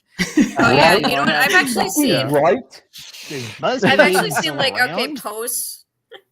I've seen posts like where it's just like they just post like a cover of like an anime. It's like, see, this stuff is weird and bad. I'm like, but it's actually good. I mean, Screen Rant has a huge Jones for freaking taking one small thing out of Star Wars and completely discounting everything else and saying, "Oh, this is the reason why this happened." It's like, you didn't watch the movie at all, did you? You dumb fuck. I mean, Screen Rant. There are a couple things I agree with you on, your top 10 with the sayings and whatnot, but pitch meetings and your pitch meetings. Pitch meetings are great. Yeah, but it's like there are some things, or most of your stuff is god awful. But getting back to MCU, the fight between Obadiah Stane waking up the Ironmonger suit, and how he's wiping out the Shield agents. He's basically just swatting them aside, but he's gunning for Pepper. That is the one that was him in the suit's main focus, because he takes a small second to swat two of them aside, but then he doesn't care about the rest, and he's just gunning at her, reaching through the doorway, and then he just comes up. Yeah. All right. Before that, I think like the first reveal of the Ironmonger suit, where Pepper is like in or whatever, or what was it after? I don't remember, but like it's just like Ironmonger just like pops out. You see like the glowing blue eyes in the dark, Yeah. and that's just like okay. It's like, It's just like oh, red pepper, right? Yeah, they start off low and then they just go up. It's like this Mhm. thing's a little bit bigger than we thought. Yeah, it's like, Don't think it's fuck. gonna be big, but yeah, it's Okay. I'm shitting myself and I'm running that way. But it's Yeah, like, but holy you know, and crap, here's the man. interesting thing. That scene of Obadiah chasing Pepper through the bowels of Section 16 yeah. is mirrored later on in the first Avengers movie when Hulk is chasing after Black Widow. Yeah. Yep. I don't know if anybody Yep. ever picked up on that, or if you did. Oh yeah. Slightly, yeah. And fun fact from Neozoic, Obadiah Stane was intended to become the villain in Iron Man 2, with Crimson Dynamo being the main villain for the first movie in early drafts. Oh, Oh, that's interesting. interesting. They Oh, A wasn't lot of aware of people that. don't know, Jim or a in lot of there. people don't know a lot of the Iron Man people. Like Whiplash is an Iron Man character, but not the way that he's done in the movies. They They freaking combined gave him with Yeah. Crimson Dynamo. Yeah, for the they first Yeah. film. exactly. I'm kind of I mean, it's disappointed like, in that. I would have liked to have seen the two characters separated. yeah, I mean, I'm like, Although there's been like 12 Crimson Dynamos, so potentially they could still bring him in at some point. You know, yeah.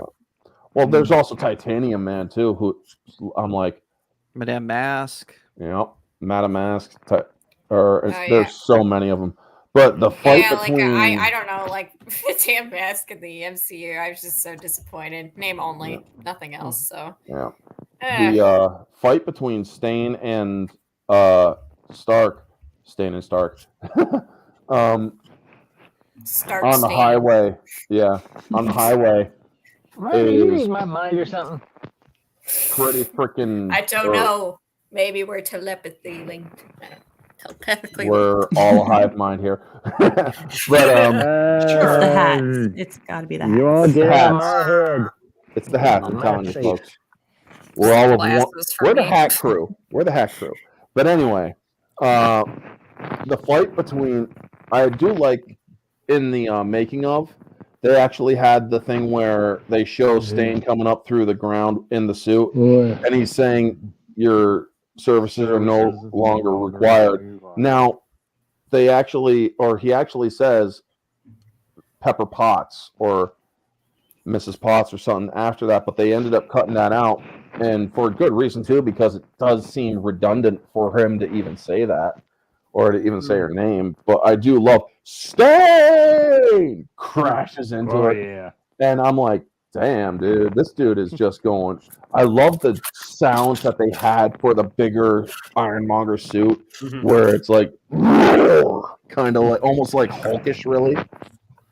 And in my opinion, Ironmonger is basically was looked at by Tony Stark as, okay, the suit is or it's big, sure. I may need a big suit later on. And obviously, after Incredible Hulk and Avengers and whatnot, we will see the bigger suit that he ends up creating. Now, what did you guys think about the highway battle where Stark is working with limited energy? He's not even at 50%. He's like at 48% power and falling. Oh, that was crazy. My heart rate went up like that. It's just I'm just like, oh God, is he gonna make it? Yeah, I felt the same way. seriously, Again, it goes back to how much they paid attention back then, because it's like you said, he's operating on 40-50% of power, and in sort of post Disney, he would still be beating Obadiah Stane with no problems, right? Maybe one little swat, but in this one they knew, okay, Obadiah Stane's 100%, Stark is 40%. We're got to make this look like he's running on fumes, and they do a good job. What does Stark do? He leads him into a trap because he knows he can't beat him fist to fist. And so I really I thought that was really good attention to detail as far as story making and character development. Yeah, it was very smart thinking by Starkin. and Potts, but Fight smarter, not harder.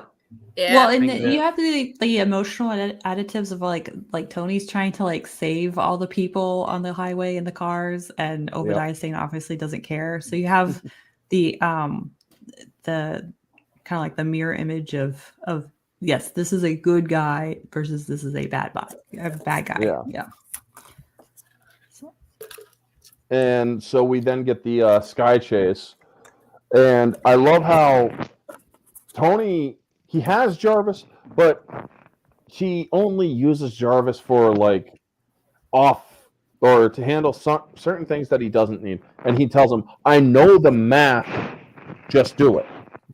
And then he's like, just keep it on the screen, quit telling me. I need to focus. I mean, it's like, or if I was Jarvis, I'd be like, all right, fuck you, you little asshole. Flips out. I know. Just flips out. It's like, I'm going on vacation. Exactly. And it's like, I'm like, oh my God, dude, the way that he talks to Jarvis in this moments. I mean, Jarvis is a UI of or what they call him, which I have no idea what a UI is, except for urinary infection, but I don't think that's what it is. Or in this case, I'm guessing it's a ultra intelligence or something like that. I thought it was But- augmented. But AI A user interface. no, that's an basically. artificial. user interface. Yeah. Yeah, but it Um, can talk, so yeah. So then he gets up and he's like, valiant effort, Tony, but my suit's advanced in every way. How'd you solve the icing problem? Icing problem. Oh, might want to work on it. And just ding! I'm And like, the thing I like is the ice on his suit actually that where he hits it actually cracks and yep, breaks off. Yeah. it breaks off That's a a little great bit. part. Yep. And it's like, if he hadn't have chipped off just that little bit of ice, he probably would have died. But no, because he gets down after the 2% of power is left, and he gets down there and he whips off one glove, and it's like, then freaking Ironmonger shows up. Nice try. I'm like, whoa, fuck.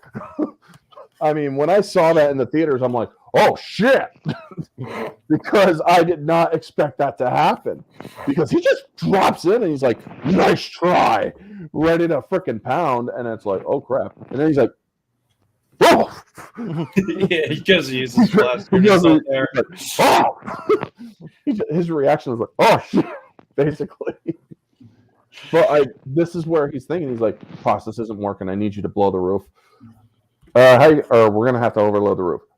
Well, how are you gonna do that? You're gonna do it. She takes her sweet ass time getting in there, but she eventually does it. Now, there was an extended version of the scene where after the roof is overloaded and sends a signal to outer space that, holy crap, aliens everywhere should have seen, with the arc reactor just blasting a huge white light of energy into space. I'm pretty sure he destroyed a planet somewhere. But sorry, I just had another thought somewhere else. But anyway, That's good. yeah, it's like yes, I've seen abridged series like Dragon Ball Z where they fired off something or fired off with a wave and it ended up destroying a planet somewhere else. But after the suit overloads and the roof overloads, Stane's alive in the extended scene a little bit, and he tries grabbing Tony's hand and tries to drag him down, but it doesn't work. He does something else to kill him, and that's when he falls into the arc reactor. Now, as I said, folks, Pepper Potts is the one that actually saves the day. Saves the day here, because Tony got overloaded a little bit too on the roof, and he's kind of out and almost down for the count too, because the arc reactor in his chest is basically an emergency reserve power. So we then get he was on a yacht, and the cover story from S.H.I.E.L.D. And this is when you first hear just call us S.H.I.E.L.D. Because fucking Pepper Potts is stringing out the word again from the strategic home. Just call us S.H.I.E.L.D. I just love that. It's like, just call us S.H.I.E.L.D. And he walks out, and what's his name? Rhodes is given. Now, if you pay attention, close attention to what Rhodes is saying in the press conference, unfortunately, a member of Stark's team lost their life. What happened to? Or it doesn't say anything about standing here. Yeah, he was on a jet and something or bad engine failure or something like that. And I'm like, but Rhodey may have said that Stain died in the factory, so don't stick to the cards here. But I do love how he's like, I am Iron Man. Oh yeah. Everybody loses their shit, man. Yeah, that's the end of the Oh, I movie, did watching it basically. at home. I was like, Crazy. whoa. It's like, holy shit, he actually admitted it. But that works so much to Tony's personality. He's Yeah, like, and the truth is, I am. I am Iron Man. Everybody loses their shit. And you see freaking Rhodey, if you pay close attention, he's like, looks over at him like, did you seriously just fucking do that? Well, you also see everyone in the press corps stands up except for Except for Christine Christy. Everhart. Yeah. She stays seated. Because she expected something crazy. Or she knew it, but so she wasn't really surprised. But yeah. It's like, oh my God. So then we get the then we get the stinger at the end. Jarvis, welcome home, crew. I am Iron Man.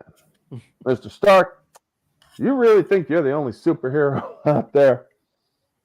You've entered a world that is something greater than you understand.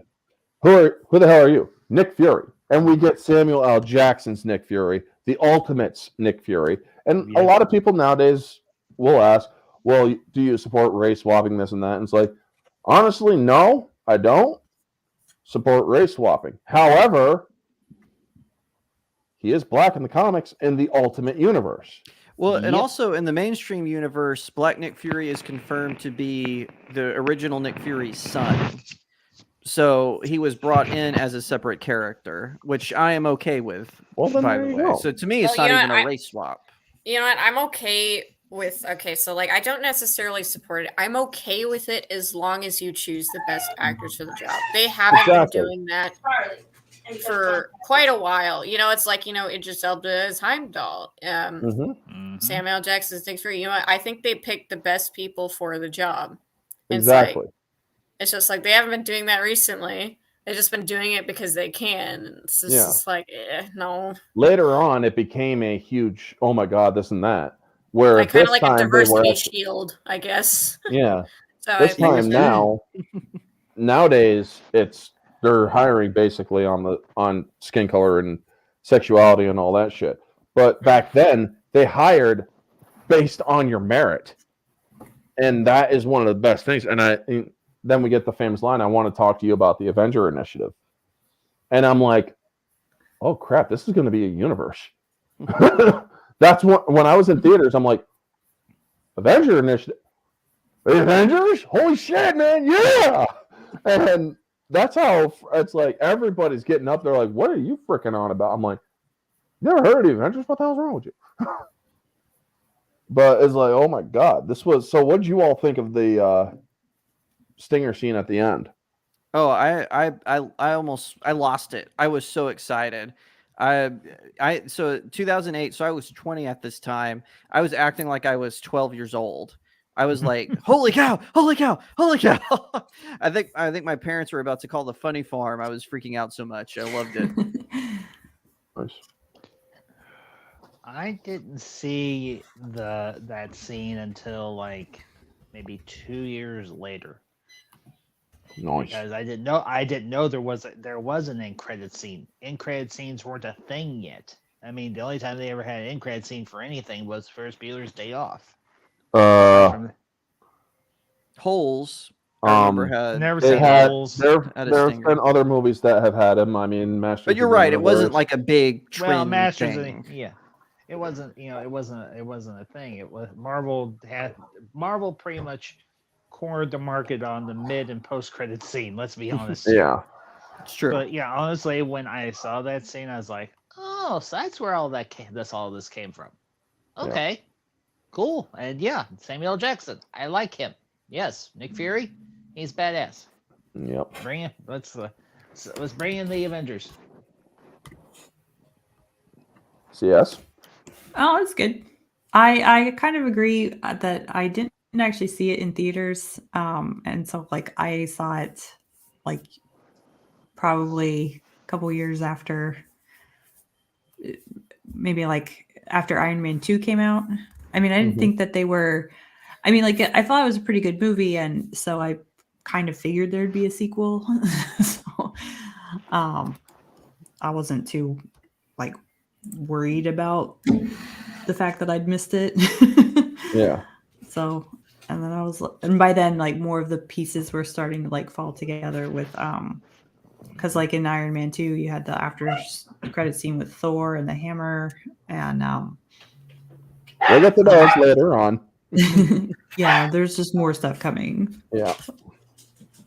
Right. What did you think of it?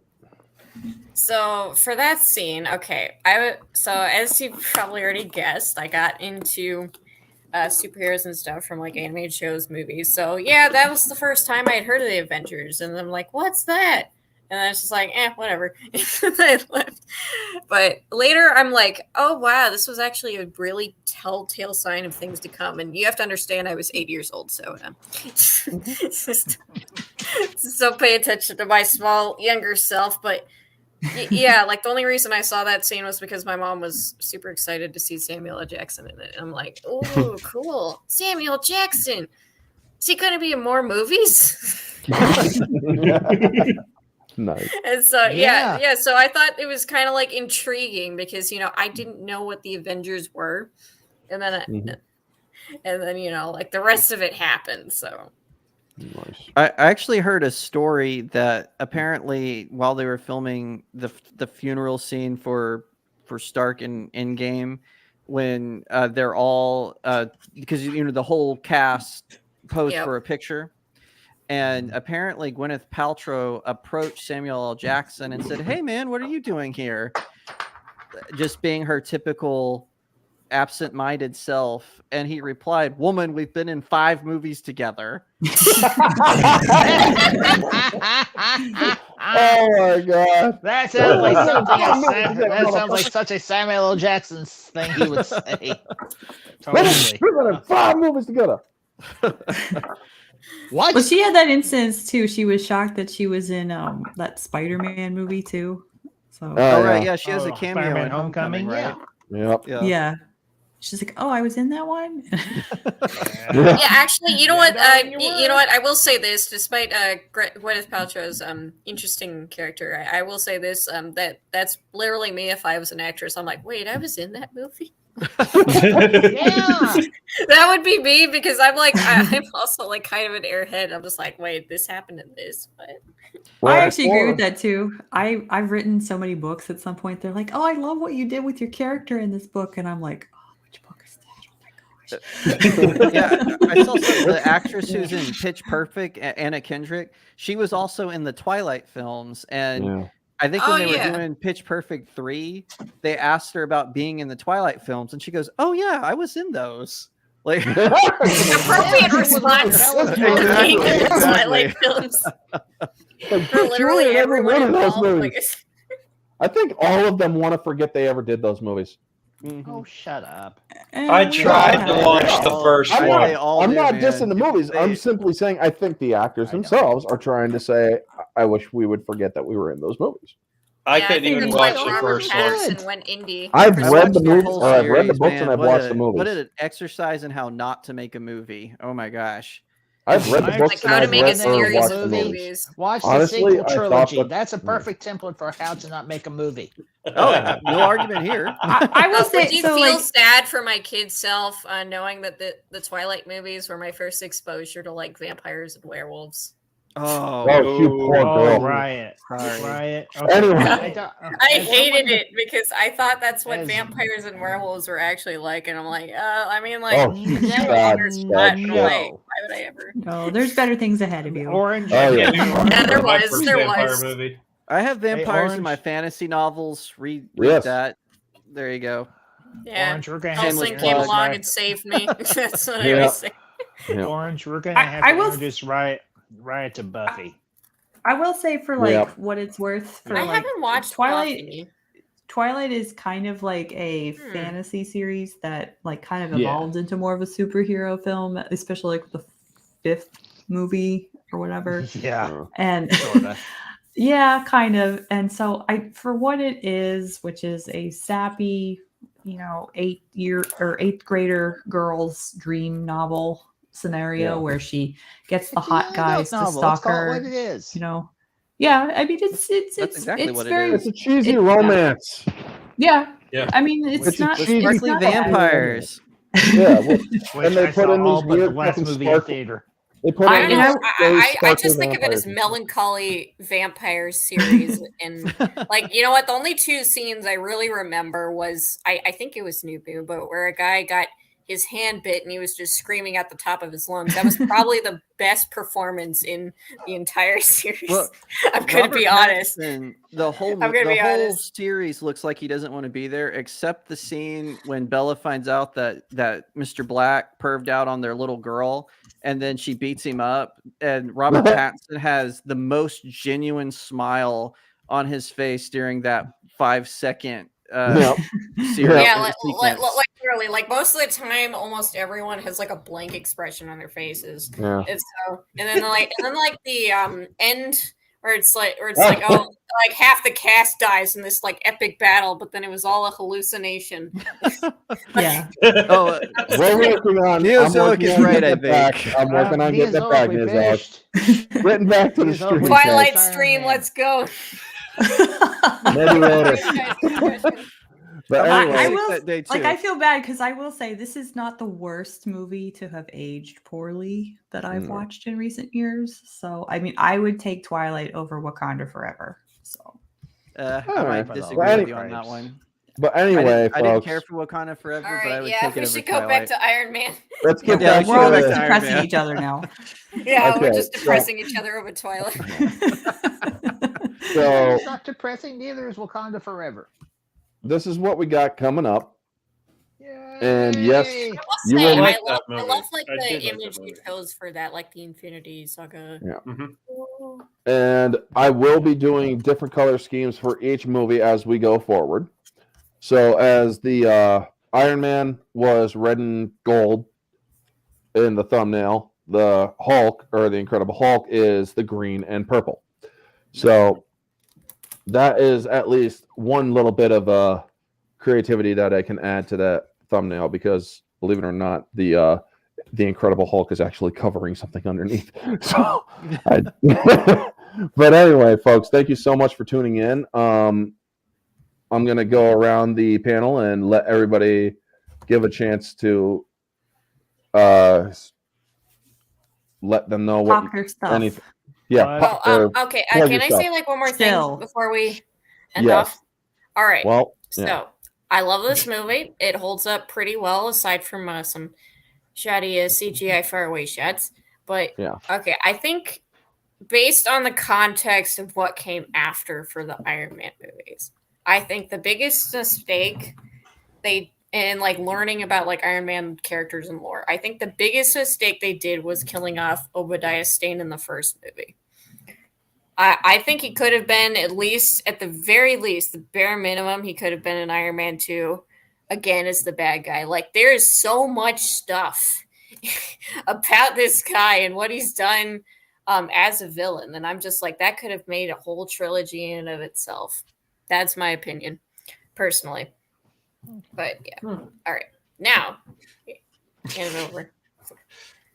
Other people's. Why is everyone silent? We're just deciding who goes next.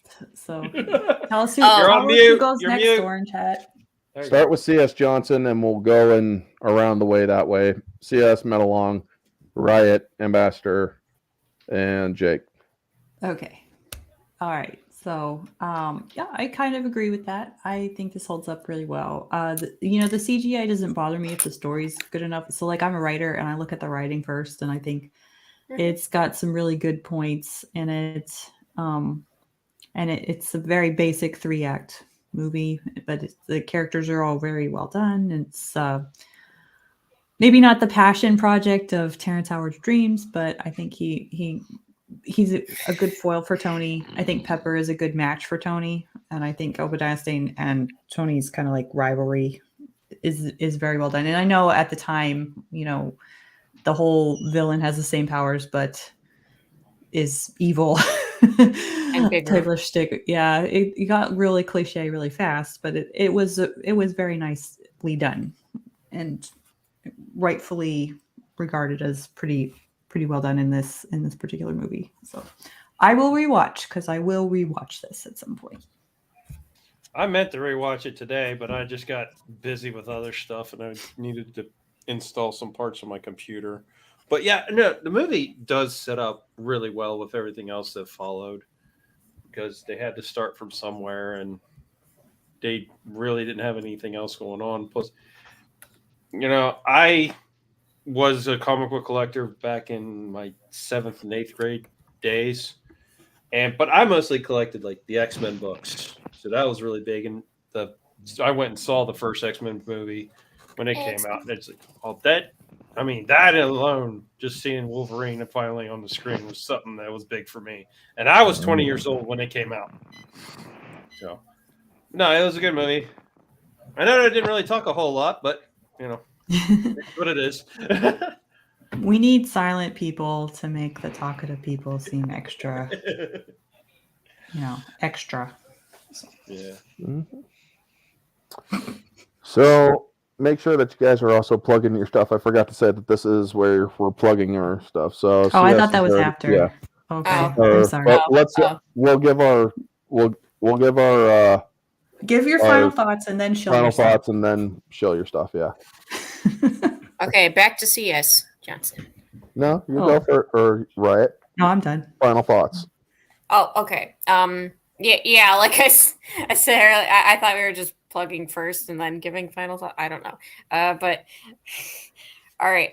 So yeah. This was basically my first big introduction into Marvel as a whole. Like, you know, I watched like Spider-Man movies. I had seen like X-Men animated series, but I didn't really connect it was all Marvel until the MCU. And, you know, I got into the Avengers, and what a start it was. This was a very strong start for the MCU.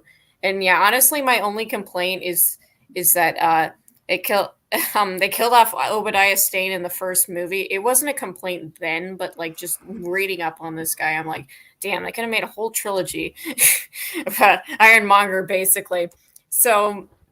So yeah, I want to give it like a solid 9 out of 10. Like, this is a very strong start for the MCU, and like no wonder it exploded in popularity. You know, I got so many people in the superheroes, including me. So yeah. Maybe they can bring Ironmonger back in the multiverse. Maybe. As like a reformed villain. Huh, that would be interesting. Kind of like the freaking, I think it was Gods and Monsters Lex Luthor or something, where he's good. Saintly. That'd be interesting.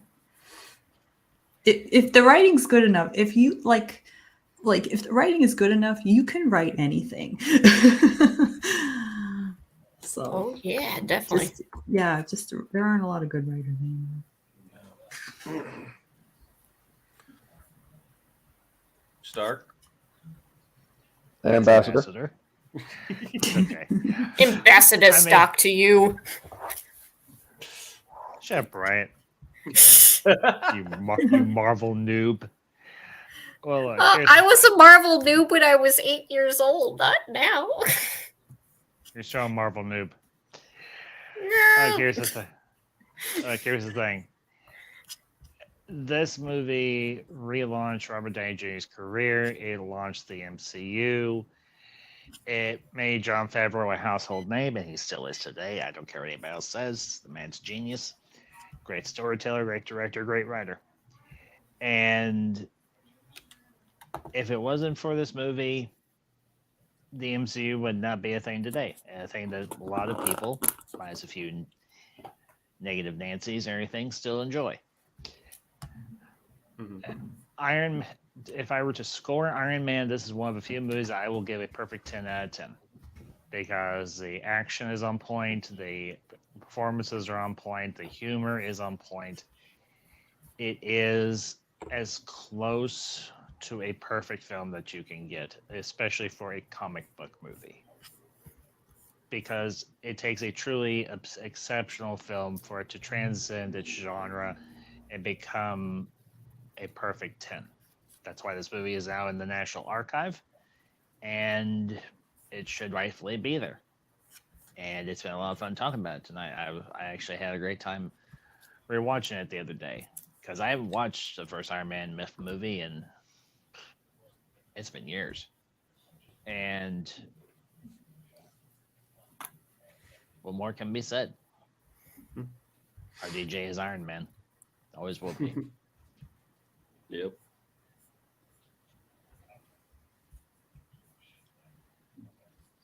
Very nice. Yep.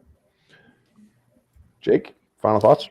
Well, for me, always been a big Marvel fan. Since I was in kindergarten, I watched Spider-Man, the animated series on Fox Kids. I watched Iron Man, the animated series on Fox Kids as well, although later it moved to UPN, I think. But I watched it Saturday morning. It was one of my cartoons.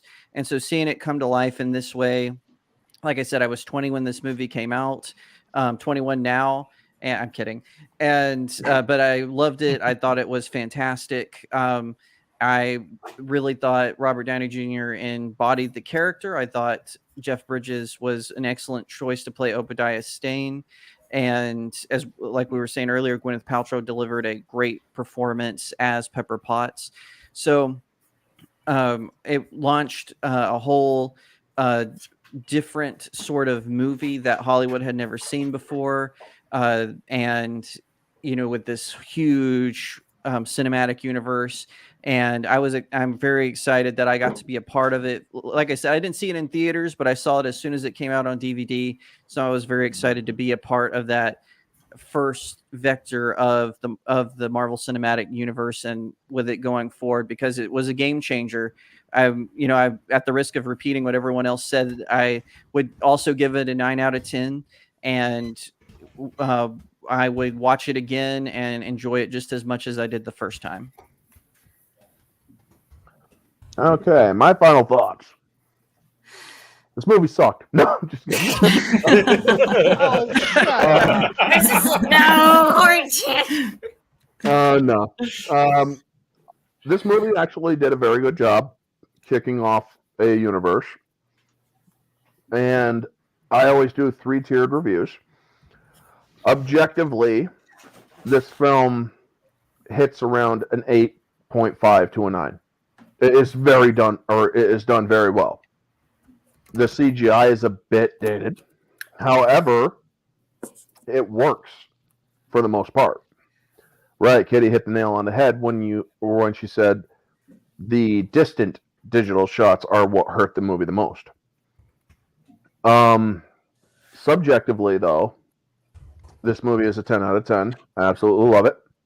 Robert Downey Jr. re-kicked off his career in a great way. And this movie it still puts a smile on my face today watching it. Moviegoer, this movie is a 10 out of 10. It keeps your ass in your seat.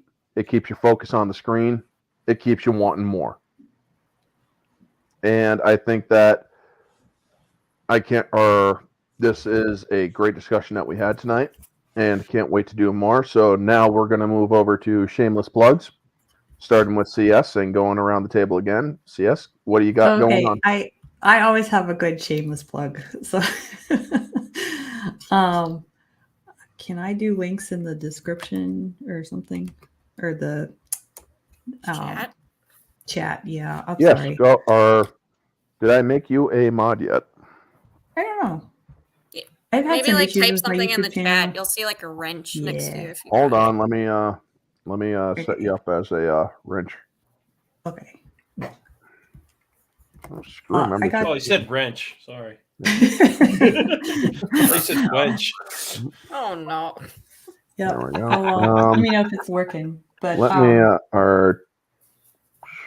since we like superhero stuff, I have a Kickstarter coming out this month for my first comic, and it is somewhat of a superhero thing. I call it a superhero thing because I feel like that's a good way of putting it.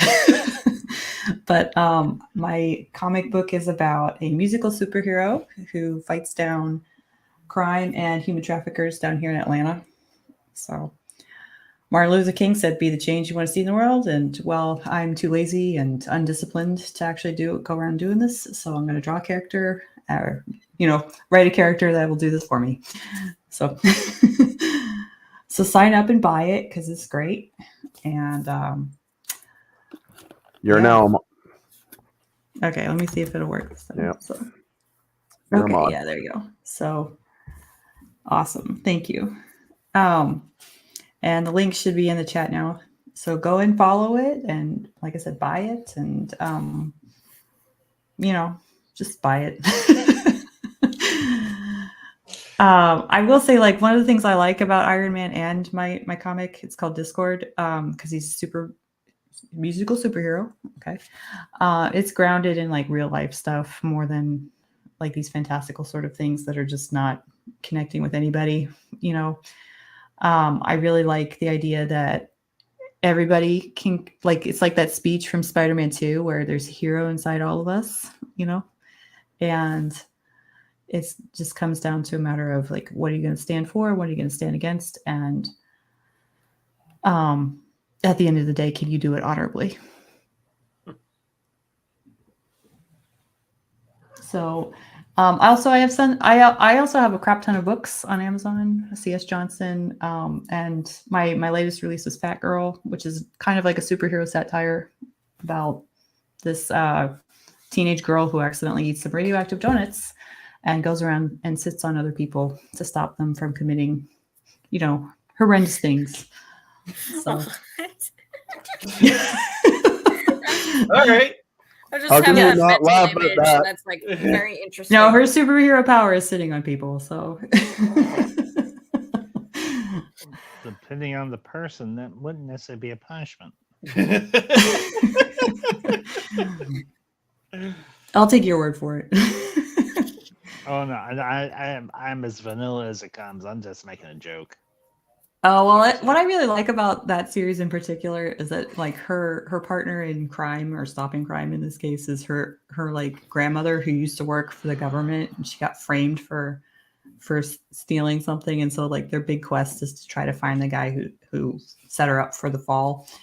And so you have like this gunslinging granny who's got a lab in her like big bag that she's carrying around with her and stuff. So Nice. And then you've got this teenage girl who's like talking about like, why won't this hot guy date me? So it's fun. If it sounds awful and if it just sounds awful and offensive, just read it first and then we'll talk. That's usually what stops all the comments I get about it. Just read it.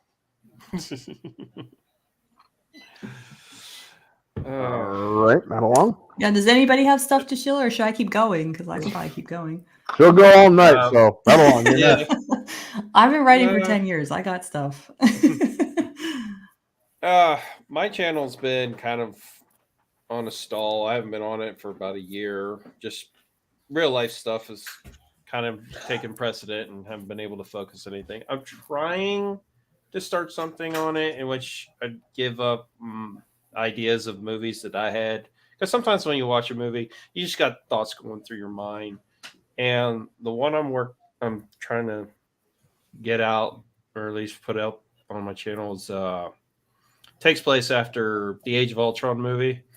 It actually involves mainly Black Widow, and they get they see reports about a giant monster in the northern part of Canada, and so they were thinking maybe it was the Hulk before they came up with the idea that he went outer space later on. But also at the time that this happened, that's when Disney also acquired Fox. So they had all the X-Men and the Fantastic Four. And I was thinking of a way that they could start introducing the X-Men, which, since it would be in northern Canada, that's where Wolverine would show up. And it's just one of the many things that I've always had going through my head. Just trying to get them down and get something going on my channel again. It's mostly gameplay at the moment, but I'll go back to that too. Sounds like you don't want to make me angry, eh? All right, Riot Kitty. Hello, my name is. Okay, all right. Take two. My Seizure? brain shut off for a second. Okay. Yeah. Hello, all my right. name is. Hello, Slim my name Kitty. is who? My name is what? What? My name is huh? Slim Shady. Can't remember my name. Okay. All Riot right. Kitty. Okay, stop making me laugh. Okay, I need to plug myself. All right. Well, my name is Right Kitty. I am. My channel is also kind of on a stall. My last video was a month ago. Just been busy with school and stuff like that, studying to be a graphic designer, that kind of a thing. So yeah, I have a YouTube channel, and then you can follow me on my Twitter at RightKitty1 if you'd like. I post some anime stuff and whatever there. So I'm working on a rewrite bonafide fan fiction of the show Rupee by Rooster Teeth Animation. I am also doing my own original comic called Dollhouse XC about a little girl who has weird dreams. And so, yeah, it's like I do have like a couple videos in the pipeline, like a art time lapse, a Rupee manga video. So yeah, I hope you guys can check them out when I get back to it and start recording next week, hopefully. Also might be streaming, inking some drawings, next week Friday. So it'd be great if y'all could stop by. So take it away, Ambassador. Well, obviously, I'm not called Ambassador Stark. My name is simply the Ambassador. My channel is called the Ambassador Wing. I'm primarily a review channel. I review movies, modern, retro, and ultra retro, going from anything between the 1930s to the 1970s. I do review series, kind of like my good friend up here, Orange Hat Reviews. Thank you for giving me that inspiration. I'm currently I'm getting ready to do my next review series, which will be I've got two in the pipeline. One's going to be on the Batman, the first two Batman films, Batman 89 and Batman Returns. And I've got a few other reviews set up. Going to be doing a double feature review on Crimson Tide and Enemy of the State, starring Will Smith and Gene Hackman. So I am currently at over 500 subs. So I am eventually going to do my 500 sub celebration review. Oh, congratulations! Nice. Yeah, I'm halfway to 1K. So Nice. I am eventually going to do my 500 sub celebration. I've just got to make the time and get the prize for the giveaway, because the contest is going to be guess the ambassador's first name. Sorry, Orange, you're not eligible because you know my first name already. But anyway, I forgot your first name. Oh, And you call yourself my friend. I know your first name, I'm but I won't joking. say it live. I'm not a jerk. Hang your orange-headed head in shame, you slack-jawed butthead. Anyway, when I'm not giving Orange Hat hell over here on his channel, come on over, check out the Ambassador Wing. I've got a whole catalog of reviews and streams. I just recently, back last year, finished a review series on the series Babylon 5, which I'm an absolute fan of. I'm going to be eventually doing a review series on The Orville, at least the first 3 seasons. Come on. Renew season 4 for The Orville. And I'm eventually going to be doing a review series on Buffy the Vampire Slayer, which I absolutely love. And, well, our kind host has agreed to join me for. So, anyway, that's my shilling, as so many people call it, and I yield the floor. So, Jack, all yours, my friend. So I host a channel right here on YouTube. It's Studio Jake, just youtube.com/Studio Jake. And I also do reviews, but I also do unboxings. I do some news. I talk about rumors because rumors are fun to talk about. I have a website where it's mainly reviews, but every once in a while I do some commentary at studiojakemedia.com. I think I have the address for my name. I too write novels. I don't have as many published as CJ over here, but I have my fantasy series, The Seven Royals. The first 2 are out. I'm writing the 3rd one. And I've got another novel that's coming out that CJ helped me out with a special project that I'm doing with that upcoming novel. So head on over to studiojakemedia.com. I've got links to everything over there, including the YouTube channel. Oh, that's really cool. I really like Jake's website. It's got anime reviews and stuff that I'm like, oh, one day when they finish the series, I'll get to this, Maybe. Alrighty. You wanted to say something, right? Oh no! I was just saying. Oh, that's cool that you got like books in the works, that kind of a thing. Like maybe I'll check it out. Thank you. Hope you do. As for me, I am Orange Hat Reviews. Oh, y'all know where to frickin' find me. But as No, for we upcoming... What if we're new here? Well, okay. I don't know where I am. You can find me on Twitter at VolinOHR, or if you want to track Star Wars stuff, I have a Star Wars account on Twitter called Valkorian, the Immortal Emperor in the Old Republic game, where I give thoughts on all EU characters, content, and ships, and all sorts of stuff. During the month of April, I will be doing Bounty Hunters of Note and Smugglers of Note. Around the 20th and the 21st, I may not be on Twitter or online very much at all on the 20th because I'm going to be so freaking hopped up on anesthesia that I'm going to be out like a light. I get a medical procedure done that day. Upcoming stuff, I have my mystery review on Tuesday during the month of April. These are resurrection-themed movies, or a character is resurrected in them. The hint for this movie that I am going to be doing is A Mother Resurrected. If you know it, please don't spoil it. It also happens to be a Marvel movie, so don't spoil it if you know it. So that will be kicking off the April Easter mystery reviews. And we will be returning after Easter for the Incredible Hulk.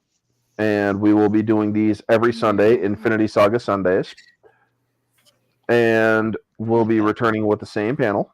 And also, don't forget to subscribe to all these awesome channels. And hey, Iman, good to see you. Catching us on the ending here. He's asking the very important question. Who is Orange Hat? Well, I am Orange Hat. It's like I am Iron Man. Like, oh. I am Orange Hat. There you go. Yeah, But, Felix says I have the same zing. Neither does I am Ambassador. But anyway. Anyway, folks, thank you so much. As long as you're not the one who knocks. That's the only other thing. Orange Hulk. Yep. Anyway, folks, thank you so much for tuning in. Everybody, make sure that you give themselves a waves. And you always remember, folks, stay humble. All right. Bye, everybody. Bye.